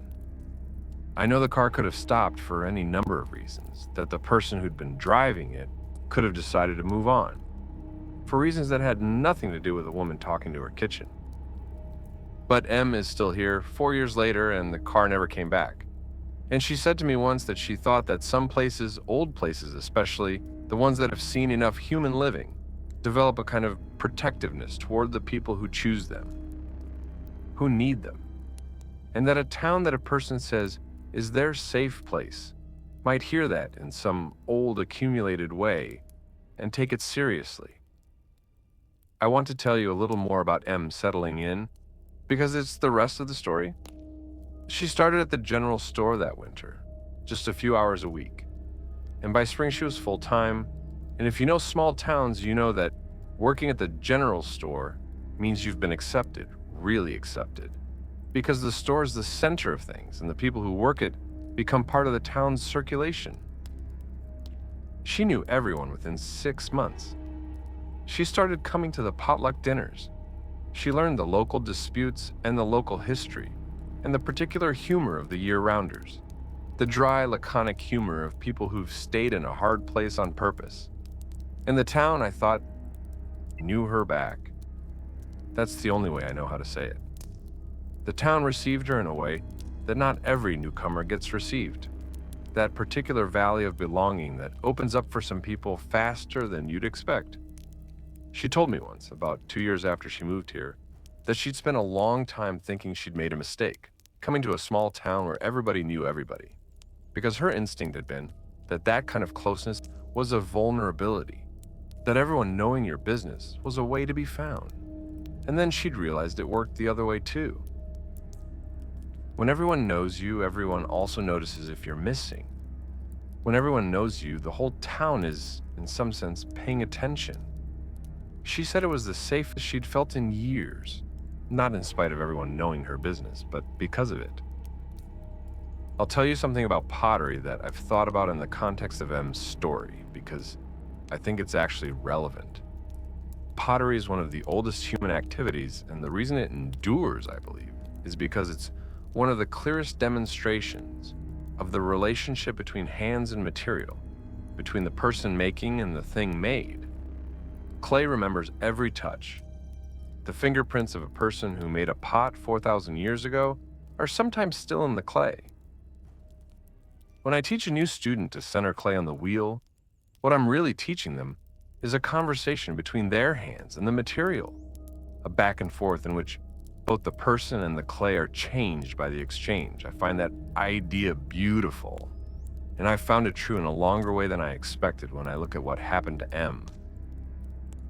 She came to this town because she needed somewhere to be safe, and she spoke to the town the way you speak to a material you're working with, directly and with intention. And the town heard her, in whatever sense a place that has been lived in for a long time can hear a person. Clay remembers every touch. So do old places. That's the connection I keep making, and maybe it's just a metaphor, and maybe it's more than that. But either way, it's how I understand what happened to my friend in the rental house at the end of my street. She's still one of my closest friends here. She still takes pottery.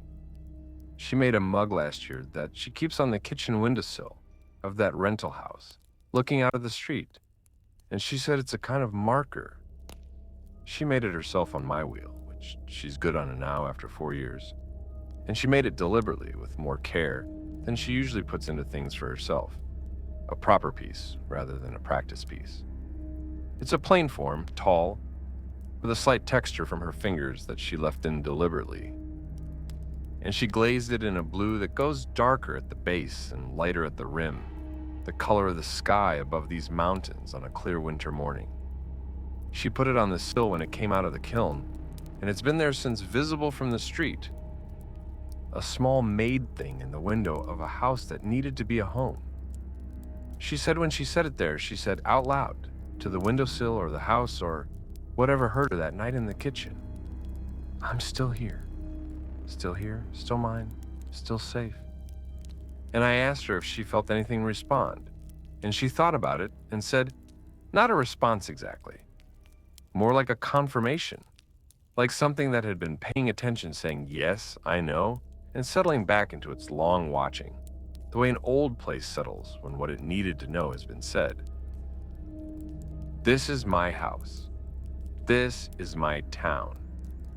And whatever hurt her that night in the kitchen, she says, can see it there. Story 11. I grew up in Trona. I know what that means when I say it around here.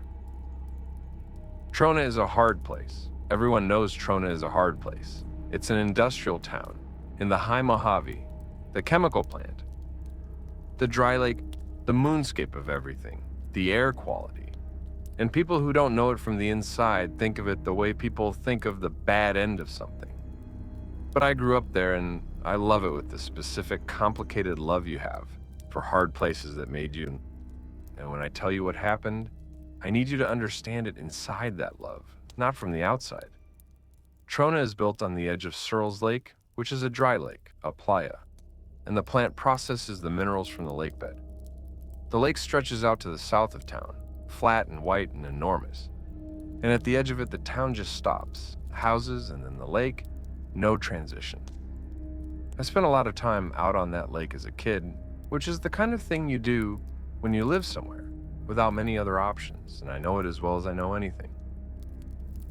I want to describe what the playa looks like at night, because I don't think most people have experienced a dry lake in the dark, and it's the whole context for what I saw. The salt flat is pale, almost luminescent in moonlight, much lighter than the sky and much lighter than the surrounding desert, so that at night the lake seems to glow faintly from below, like something is lit under it. The mountains ring it at a distance, and between the mountains and the far edge of town there's nothing. Just that pale expanse and the dark sky above it, and the particular chemical smell I mentioned. Sound carries strangely out there, and distance is hard to judge because there are no landmarks, nothing to give you scale. A person standing 300 meters out on the playa looks different from a person standing 300 meters away on an ordinary street. They look smaller and farther away, or sometimes larger and closer, depending on the light in the air. I've been disoriented out there in the daytime. At night, it's its own kind of dislocation. I mention all this because I want you to understand that when I tell you the figure I saw didn't resolve the way a person resolves at distance, it's not because I was confused or because the conditions were so extreme as to make anything look strange. I know that lake. I know how it plays tricks. What I saw was not a trick of the light. The lake stretches out to the south of town, flat and white and enormous. And at the edge of it, the town just stops. Houses and then the lake, no transition. I spent a lot of time out on that lake as a kid, which is the kind of thing you do when you live somewhere without many other options. And I know it as well as I know anything. The thing I'm going to tell you I've seen twice, once when I was 16 and once when I came back to visit my mother 3 years ago, so roughly 20 years apart. Same place, same conditions, different enough times of my life that I can't blame the first on adolescent imagination and then explain away the second. Let me tell you what Trona is like at night in summer. Before I get to the figure, because the conditions matter. The heat out here is different from valley heat or coastal heat. It has a weight to it, a physical presence. And at night in summer, it doesn't leave. It just settles lower, sits on the desert floor, and the air above the playa on a still night in July is the kind of heat that makes you feel like you're breathing something thicker than air. The chemical smell from the plant, which you stop noticing after a while in the same way you stop noticing the sound of a refrigerator, comes back to you at night, when the air is still and the smell layers into it. A smell I genuinely associate with home, with comfort, with being a kid here, and which I know is objectively an industrial smell that other people find alarming. I walked out on the playa at night in the summer because it's the coolest place in the whole area. The open flat with the slight breeze that moves across it after midnight. And because the sky from the middle of the playa is the best sky I've ever seen anywhere. Better even than the national park next door. Because out on the salt flat, there's nothing between you and the sky in any direction. Nothing to interrupt the horizon. And the stars come down to the edge of the world and just stop. Both times it was after dark in summer, when the heat sits in the lake bed long after the sun goes down, and the air above the playa shimmers even in the dark. The kind of night where the lake looks like it's moving when it isn't. Like a slow, liquid thing, the salt and the minerals giving off a particular chemical smell that I associate with home. Both times I was out on the lake on foot, alone, which is a completely normal thing to do in Trona. People walk out there. It's flat and solid and familiar. Both times I saw the figure. Standing about 300 meters out onto the lake, where it's dark enough that you're seeing shapes against the lighter color of the playa. A figure standing still watching the town, not doing anything, not moving. Just standing there, watching Trona from out on the salt flat in the dark. The first time I was 16 and I thought it was a person and I called out and the figure didn't respond and didn't move. And I walked toward it, which I would not do today. And the closer I got, the less it seemed like a person. Not because it changed, but because the scale didn't resolve the way a person would. It stayed the same wrongly proportioned shape at every distance until, at maybe 50 meters, the shape simply wasn't there anymore. And I was standing alone on the playa in the dark with the chemical smell and the shimmer heat and nothing but the lights of Trona behind me. The second time I was 36 and a completely different person professionally, in terms of how I think and what I believe. And I saw it from the edge of the lake where I was standing watching the playa in the evening the way I used to as a kid. Same shape, same distance, same stillness, same quality of watching the town. And I didn't walk toward it. I just watched it watching the town. And after a while it occurred to me that whatever it was had been watching Trona since before there was a Trona to watch. Had been out on that flat long before the plant or the houses or any of it, and that it watched the town the way you'd watch something new that had appeared in a place you'd always known, with the patient curiosity of something that has the time to wait and see. I don't think it's hostile. I want to say that because Trona takes enough hits without me adding haunted to the list. I think whatever stands out on that lake at night is something old. Something of the desert and the playa and the mineral dark.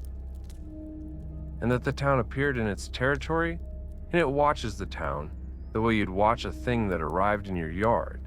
Not with anger, just with the long attention of something that has been here longer than us and will be here after.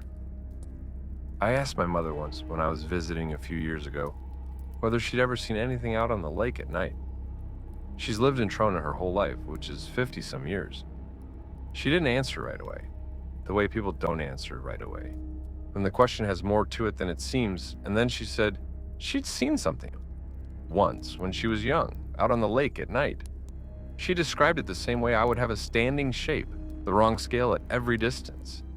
She said she'd never walked toward it the way I had as a teenager, because she'd been raised to know better. I asked her what she meant by that, and she said the old people in town, the ones who'd been in Trona the longest, had always said the lake had a watcher, and that the watcher was old enough that the mining operations and the chemical plant were recent interruptions from its perspective, and that the appropriate response to a thing that old was to acknowledge it and go about your business. She said it like it was the most practical thing in the world, which I suppose it is. The lake has been there for 10,000 years. The thing standing on it has been there at least that long. The plant has been there for 100. The math of respect in that situation is not complicated. A few years ago, I was visiting my mother, and I got talking with one of the plant workers, a man who'd been running equipment at the plant for going on 30 years. We were at a backyard thing and neighbors, and somehow we ended up on the subject of the lake, and I asked him as carefully as I could whether he'd ever seen anything out on the playa at night during his long shifts. He was quiet for a moment in the way that means yes. And then he said he and a few of the other long-timers had seen, over the years, a standing shape out on the lake at night, usually in the same general area, usually in summer. He said the newer workers would sometimes mention it, and the older hands would tell them it was heat shimmer or a reflection from the plant lights, which he said was not true but was easier than the alternative. He said none of them had ever walked toward it because the general understanding, without anyone having articulated it, was that you didn't.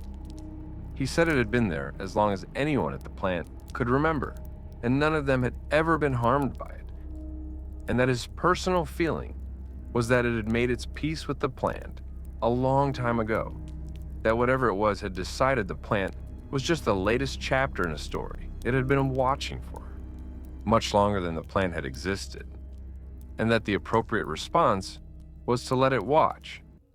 He said one of the old-timers, since retired, used to say good morning to the lake when he arrived for the early shift, just a nod and a word, acknowledging it the way you'd acknowledge a neighbor. He'd started doing it himself. I thought about my mother telling me what the old people had said, the acknowledgement and the business, and I thought about the plant worker doing it in his own way. And I thought that some knowledge passes between people who've lived in a place long enough without anyone ever sitting down to teach it. Just the accumulated practice of people who've learned the same thing by different routes. Trona is still there. The plant is still running. People are still living there, raising their kids there, loving it the complicated way you love hard places. And whatever watches from the playa is still watching, I'm sure of it. The same patient shape in the same dark distance. And I'll tell you one more thing. I have 2 kids, teenagers, and they've grown up mostly in the Inland Empire, where their father and I lived before the divorce. But they come out to Trona to see my mother, and they know the town. And on a visit last summer, I took them out to the edge of the lake at night, the 3 of us, the way my mother used to take me. Not to show them anything specific, just to give them the playa at night, the sky and the pale salt flat and the chemical smell that means home. We stood there for a while, and my son, who was 16 and skeptical of everything the way 16-year-olds are skeptical, asked me why I'd brought them out here, what were we looking at? And I said, the lake. And he said, is there something out there? And I said, maybe. In the same tone my mother had used, the practical tone, the acknowledgement tone. He looked out at the playa for a while, and then he said, okay. And we stood there a while longer, the 3 of us, looking at the dark flat and the stars coming down to the edge of it. And I thought about my mother's mother probably bringing her out here, and her mother before that, and all the generations of people who'd stood at the edge of this lake and looked out and made their peace with whatever stands in the dark at a distance and watches. And I thought, that's not a bad inheritance. A knowledge passed down in the practical tone. Here's the lake. There may be something watching. The appropriate response is to acknowledge it and go about your business. My kids have that now. It'll keep. Trona goes about its business the way it always has, tough and chemical smelling, and mine, and whatever's watching can watch as long as it likes. It hasn't stopped us yet. Story 12. I'm a retired librarian. I ran the public library in a small Central Coast town for 22 years. And I will tell you plainly that libraries in small towns are different from libraries anywhere else. Because a small town library is not just a building that has books, it's the place where the community stores what it remembers about itself. The local history collection, the newspaper archive, the records of the reading groups and the school programs and all the small events that didn't make it into any official record, but mattered to the people who lived through them.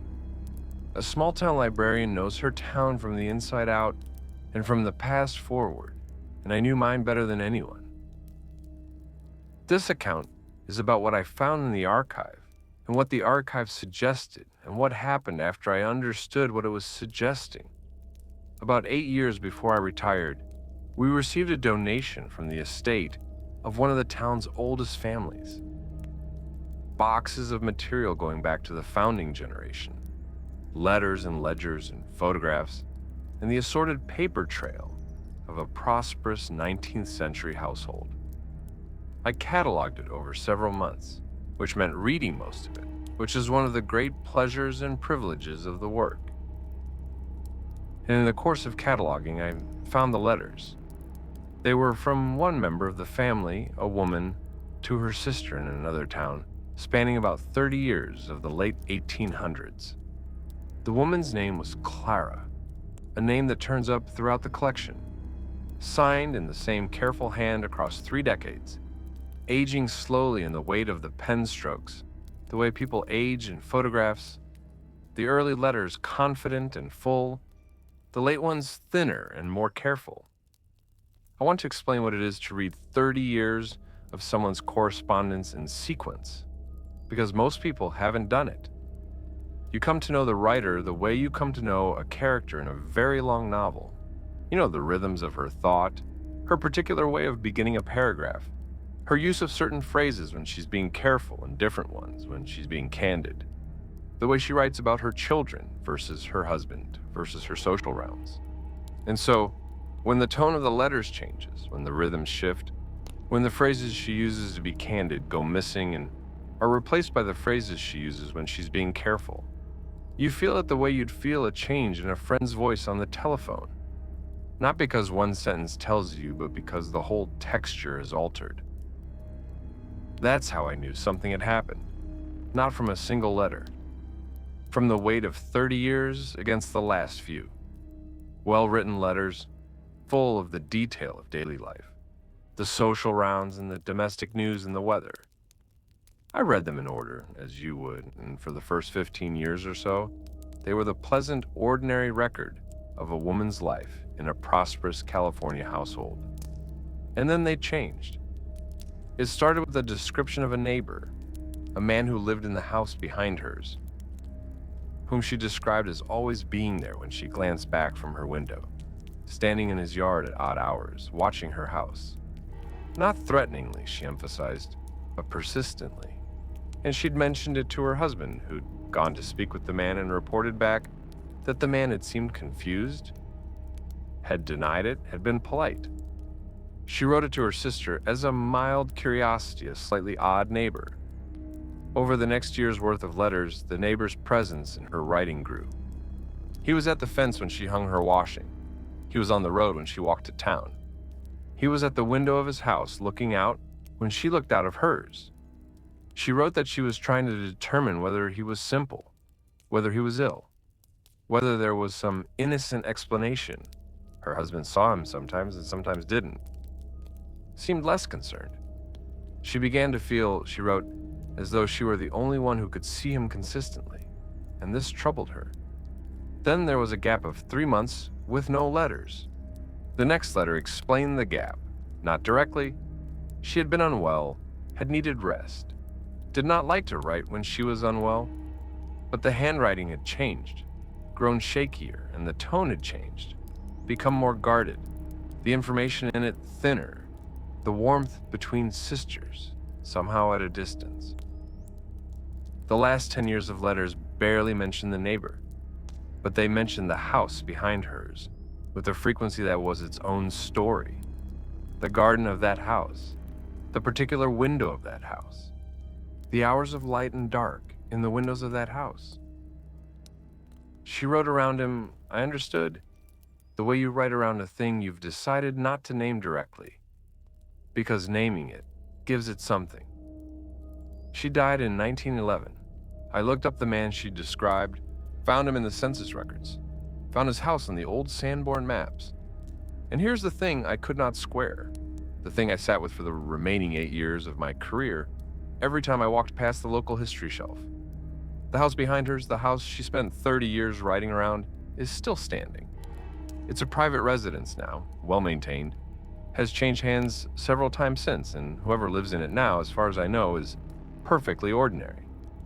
But I walked past it on my way to work every day for 22 years, and in my last 8 years, I walked past it differently, and I want to describe what differently means, because it's a subtle thing. It's not that I walked faster or felt fear exactly. It's more that I became deliberate about the angle of my attention, the way Clara had learned to write around the house rather than about it. I stopped letting my gaze go to that particular window, the one she'd mentioned so many times without naming. Not because I thought looking would harm me or cause anything to happen, more out of a respect for a woman's 30 years of hard-won knowledge. She'd learned not to look directly. She'd written about that knowledge in letter after letter and put it in a box and buried it in a family archive. And now I had the knowledge too. It seemed only right to honor the work she'd done to acquire it. I should tell you something about the house in the present day, since I've mostly described it in historical terms. It looks exactly as it should. A well-maintained Victorian on a residential street in a small California coastal town. The paint is fresh. The garden is kept. There is nothing visually wrong with it, nothing that would make a passing stranger slow down. If you didn't know the history, you would not stop and look at it. And I've watched many people not stop and look at it. The ones who live closest to it, the immediate neighbors, seem to have the same quality the old families in town have. That distant in curiosity, as if the question of the house just doesn't quite arrive in their minds as a question. I've watched a woman hang her washing next door without once glancing at the house across the low fence from her. I find that detail more unsettling than almost anything else. Whatever is in that house has apparently been arranging not to be noticed for a long time, and it's gotten very good at it. With the knowledge of what a woman 120 years ago had spent 30 years knowing.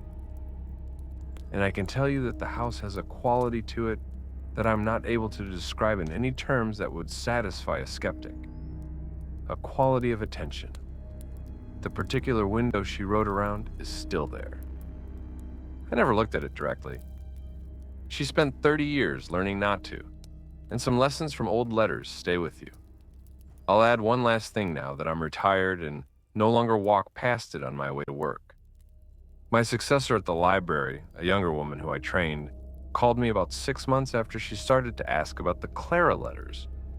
She'd been doing her own review of the local history collection, the way you do when you take over a library and want to understand what you have. And she'd found the box and read the letters and tracked the same arc I had. She called me very professionally to ask if I had any notes on the finding aid that might help contextualize the collection. I told her the letters were as I'd described them, a 30-year correspondence of significant local historical interest, and that the finding aid was complete. And then I said, quietly, that there was one house she might want to know about, a property directly related to the collection, and I gave her the address.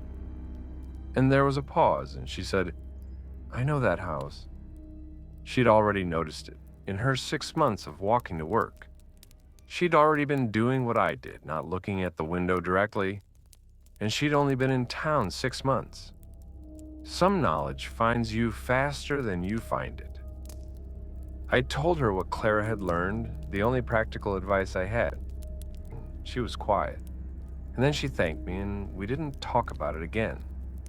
But I think about her walking past it now, the way I walked past it, carrying what Clara left for whoever came next. That's how it works, I think. The archive's other function, one generation of custodians to the next, the same weight, the same knowledge, the same careful not looking at the window that faces the street. I want to tell you about the afternoon I finished cataloging the collection, because it ended in a way I didn't expect. I'd spent months with Clara's letters and with the whole family archive, and the last day I sat at the cataloging table after the last box was processed, and I felt the peculiar depletion that comes at the end of that kind of work, the way you feel after finishing a very long book that you'll never be able to read for the first time again. I had processed these letters. They were now part of the archive, numbered and indexed, available to future researchers. Clara's 30 years of careful watching and careful not saying were now a finding aid entry in a county library catalog. I'm not sure that's entirely right, putting that into a finding aid. Some things deserve to stay in boxes.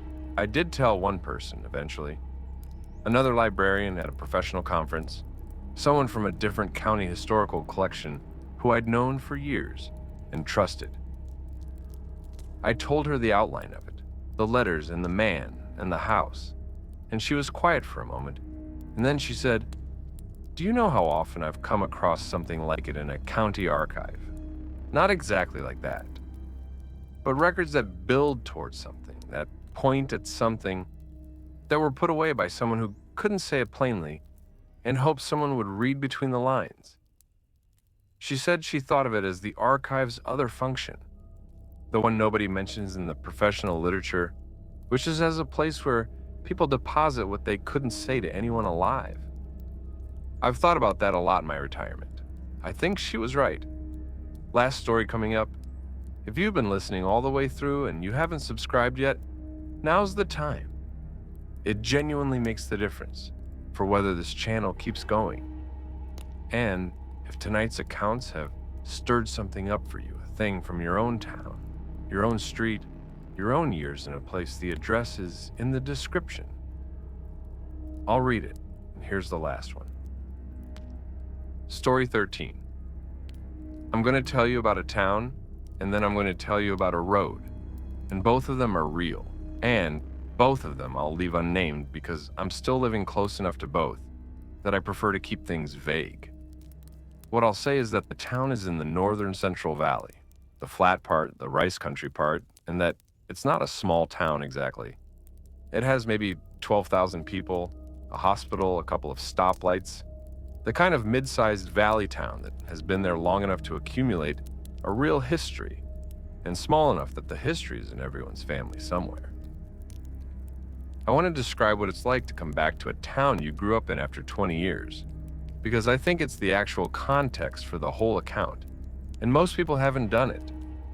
You carry two versions of the place simultaneously, the version in your memory, which was fixed at 22 and has the high-definition quality of things you knew when you were young and paying attention, and the current version, which you're constructing in real time from everything you see, which overlays the old version the way a transparency laid on a photograph creates interference patterns. The house that was a bakery is now a vape shop. The lot where you had your first kiss is a drive-thru. The road you drove 1,000 times is the same road, except you haven't been on it in 20 years and you're driving it as two people, the one who knew it then and the one who's learning it again now. Most of the interferences are mundane, a few of them are not, and the woman in the farmhouse is in that second category. And both of them are real, and both of them I'll leave unnamed because I'm still living close enough to both that I prefer to keep things vague. What I'll say is that the town is in the northern Central Valley, the flat part, the rice country part, and that it's not a small town exactly. It has maybe 12,000 people, a hospital, a couple of stoplights, the kind of mid-sized valley town that has been there long enough to accumulate a real history, and small enough that the history is in everyone's family somewhere. I grew up in that town.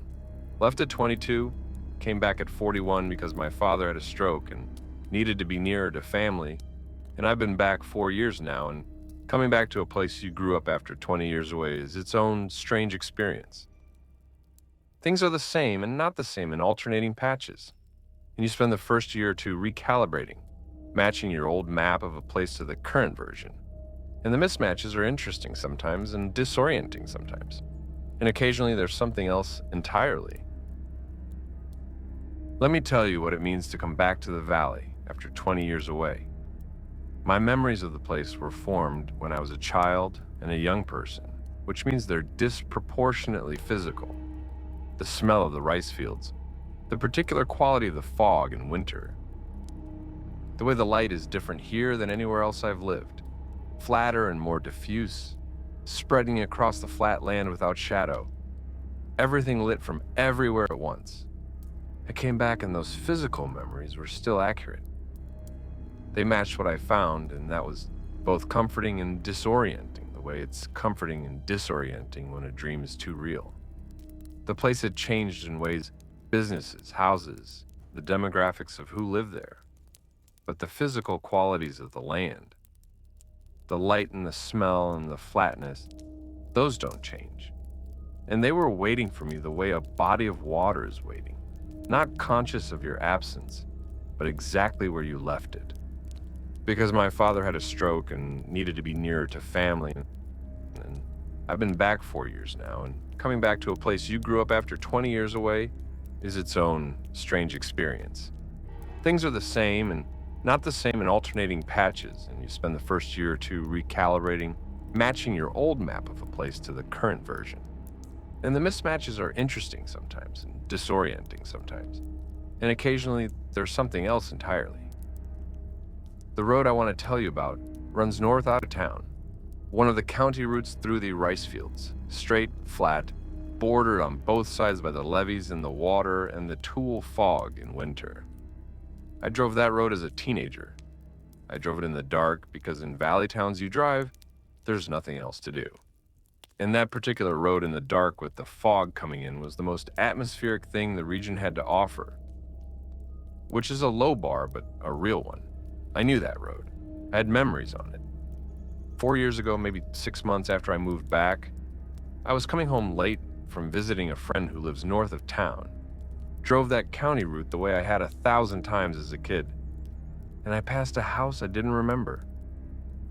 I know that sounds unremarkable. Memories of childhood roads are imprecise, but I want to explain why this particular house registered. It was set back from the road, lit up, a farmhouse style, and there was a woman standing on the porch, and the light from inside was framing her in the doorway, and everything about the scene was so pictorially complete, so exactly what you'd expect a farmhouse on a county route to look like, that it registered as almost too right. Almost like a set piece. I didn't think much of it. I got home, I went to sleep, but it snagged on something in my memory, the way things do.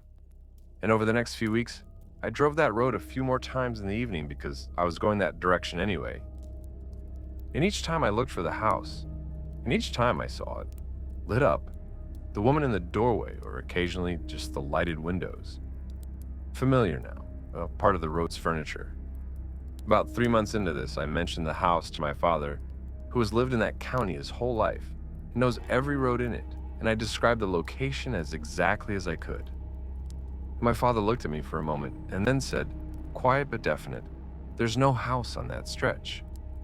I told him I'd seen it multiple times.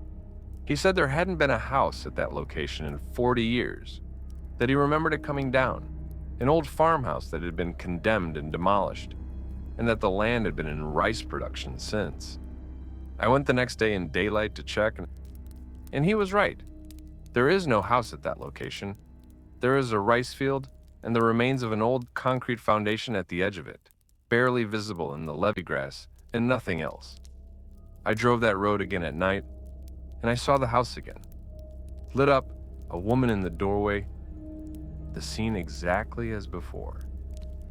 And I pulled over and I sat on the shoulder, and I looked at it for a long time, at a lighted house that did not exist in the daytime, at a woman in a door in a house that was a foundation in a rice field, and I thought about the 20 years I'd been away, and I thought about all the nights I'd driven that road as a kid, and how it had looked then, and I thought about the age of the valley and all the farms that had come and gone over 150 years of settlement and flood and drought and the ordinary weight of time on a place.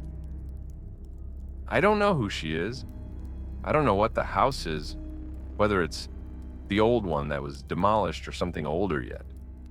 Whether it's a particular night or a repeating one or something the road just carries in certain conditions. I drive past it now without stopping, the way you learn to drive past things in a place you've known a long time. You come back to a town after 20 years, and there are things in it that weren't there when you left. Some of them new, and some of them old, in a way that your time away let you see, that the people who never left stopped being able to see because they were in it too long. And the woman in the doorway of the demolished house is one of those things, and I see her every time I drive that road at night. And she stands in her light and looks out at the road the way you'd look out at traffic passing, with the mild regard of someone who has been in one place long enough that the world going by is just weather. And I drive past and I look and I keep driving. The fourth time I drove that road at night and saw the house lit up, I did something different. I stopped the car and I got out. Not to walk toward it, I'm not going to do that, but to stand on the shoulder and look at it properly. Not from the moving frame of a car window. And standing there on that dark county road in the rice fields, I could hear, or thought I could hear, the thin sound of a radio. Very faint. Old music. The kind of thing that would have been on a radio in the 1950s or 1960s. A crooner. Something slow, the kind of thing that plays when a woman is alone in a farmhouse on a long evening with the radio for company. I'm not certain I heard it.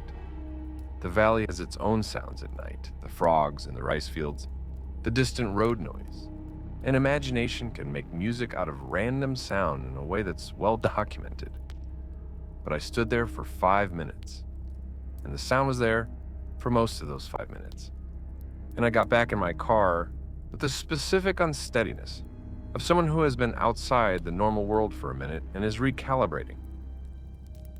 I asked around once I decided to ask around, and I found one person who'd seen it, an older man, a lifelong valley resident, who knew the road I meant the moment I described it. He didn't hesitate. He said, oh, yeah, the old Matucci place. People see that sometimes, like it was a known thing.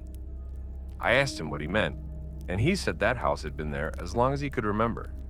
And then one day, there was just a field and a foundation. And that now and then at night, people see the lights. Always a woman in the doorway or a woman in a window. And that everybody who'd grown up here knew about it, but nobody talked about it much because there was nothing to say.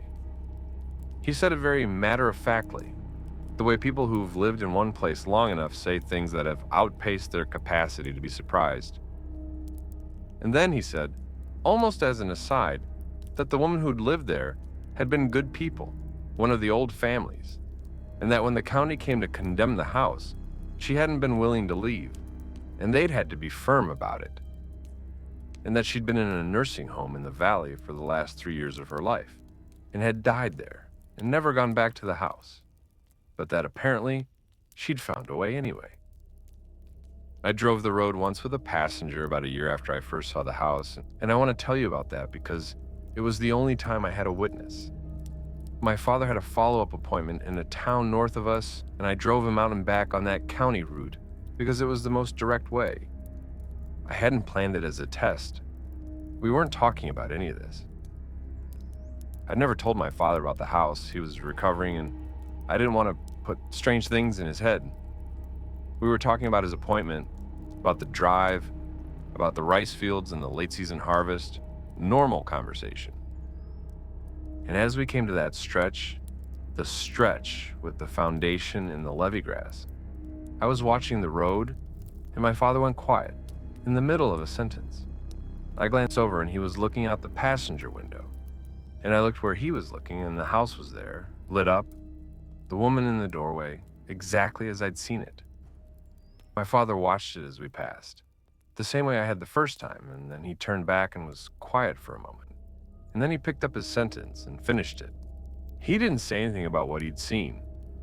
I didn't say anything either. But I watched him for the rest of the drive home, and he had that particular quiet that people get when something has adjusted something in them. The quiet of recalibration. And I thought, So he sees it too. He sees it, and he did what people who've lived in this valley their whole lives do, which is acknowledge it privately and keep going, fold it into the general understanding of the place, the flatland and the fog, and the lights that come on in houses that don't exist in the daylight. The texture of living in a place long enough to know all its faces. I'll tell you one last thing, and then I'm done. I asked an old woman in town, one of the ones who knows all the old families, whether she knew anything about the property, about who had lived in the farmhouse before it was demolished. And she thought about it, and she said a family had lived there from about 1910 until the 1970s, when the last of them died out, and she named the family. And she said the last one had been a woman who had lived alone in that house for decades after her husband and her children were gone, had just stayed there in the rice country, and had died in the house and been found by the mail carrier. She'd loved that house, the old woman said, the way people love houses that have been their whole life, the way you love a place so long that leaving it becomes something you can't quite do. I nodded and I thanked her, and I drove home on the county road, and the house was lit up, and the woman was in the door, and she didn't look like a haunting. She looked like a woman who loved her house and never quite got around to leaving it. And maybe that's all it is. And maybe that's enough to explain it. And maybe that's fine. That's everything in the inbox tonight. 13 accounts from 13 different corners of the state. And the thing I keep noticing, reading through submissions, is how many of them end the same way, not with fear exactly, but with a kind of accommodation. A woman who keeps saying goodnight. A bartender who wipes down the bar a particular way on Thursdays. A history teacher who shows up in May. People making room in their ordinary lives for whatever it is their town still holds. That seems right to me. That seems like what you do when you've lived somewhere long enough. Thank you for being here tonight. Thank you to everyone who sent something in, and I'll see you in the next one. This has been Park Ranger Files.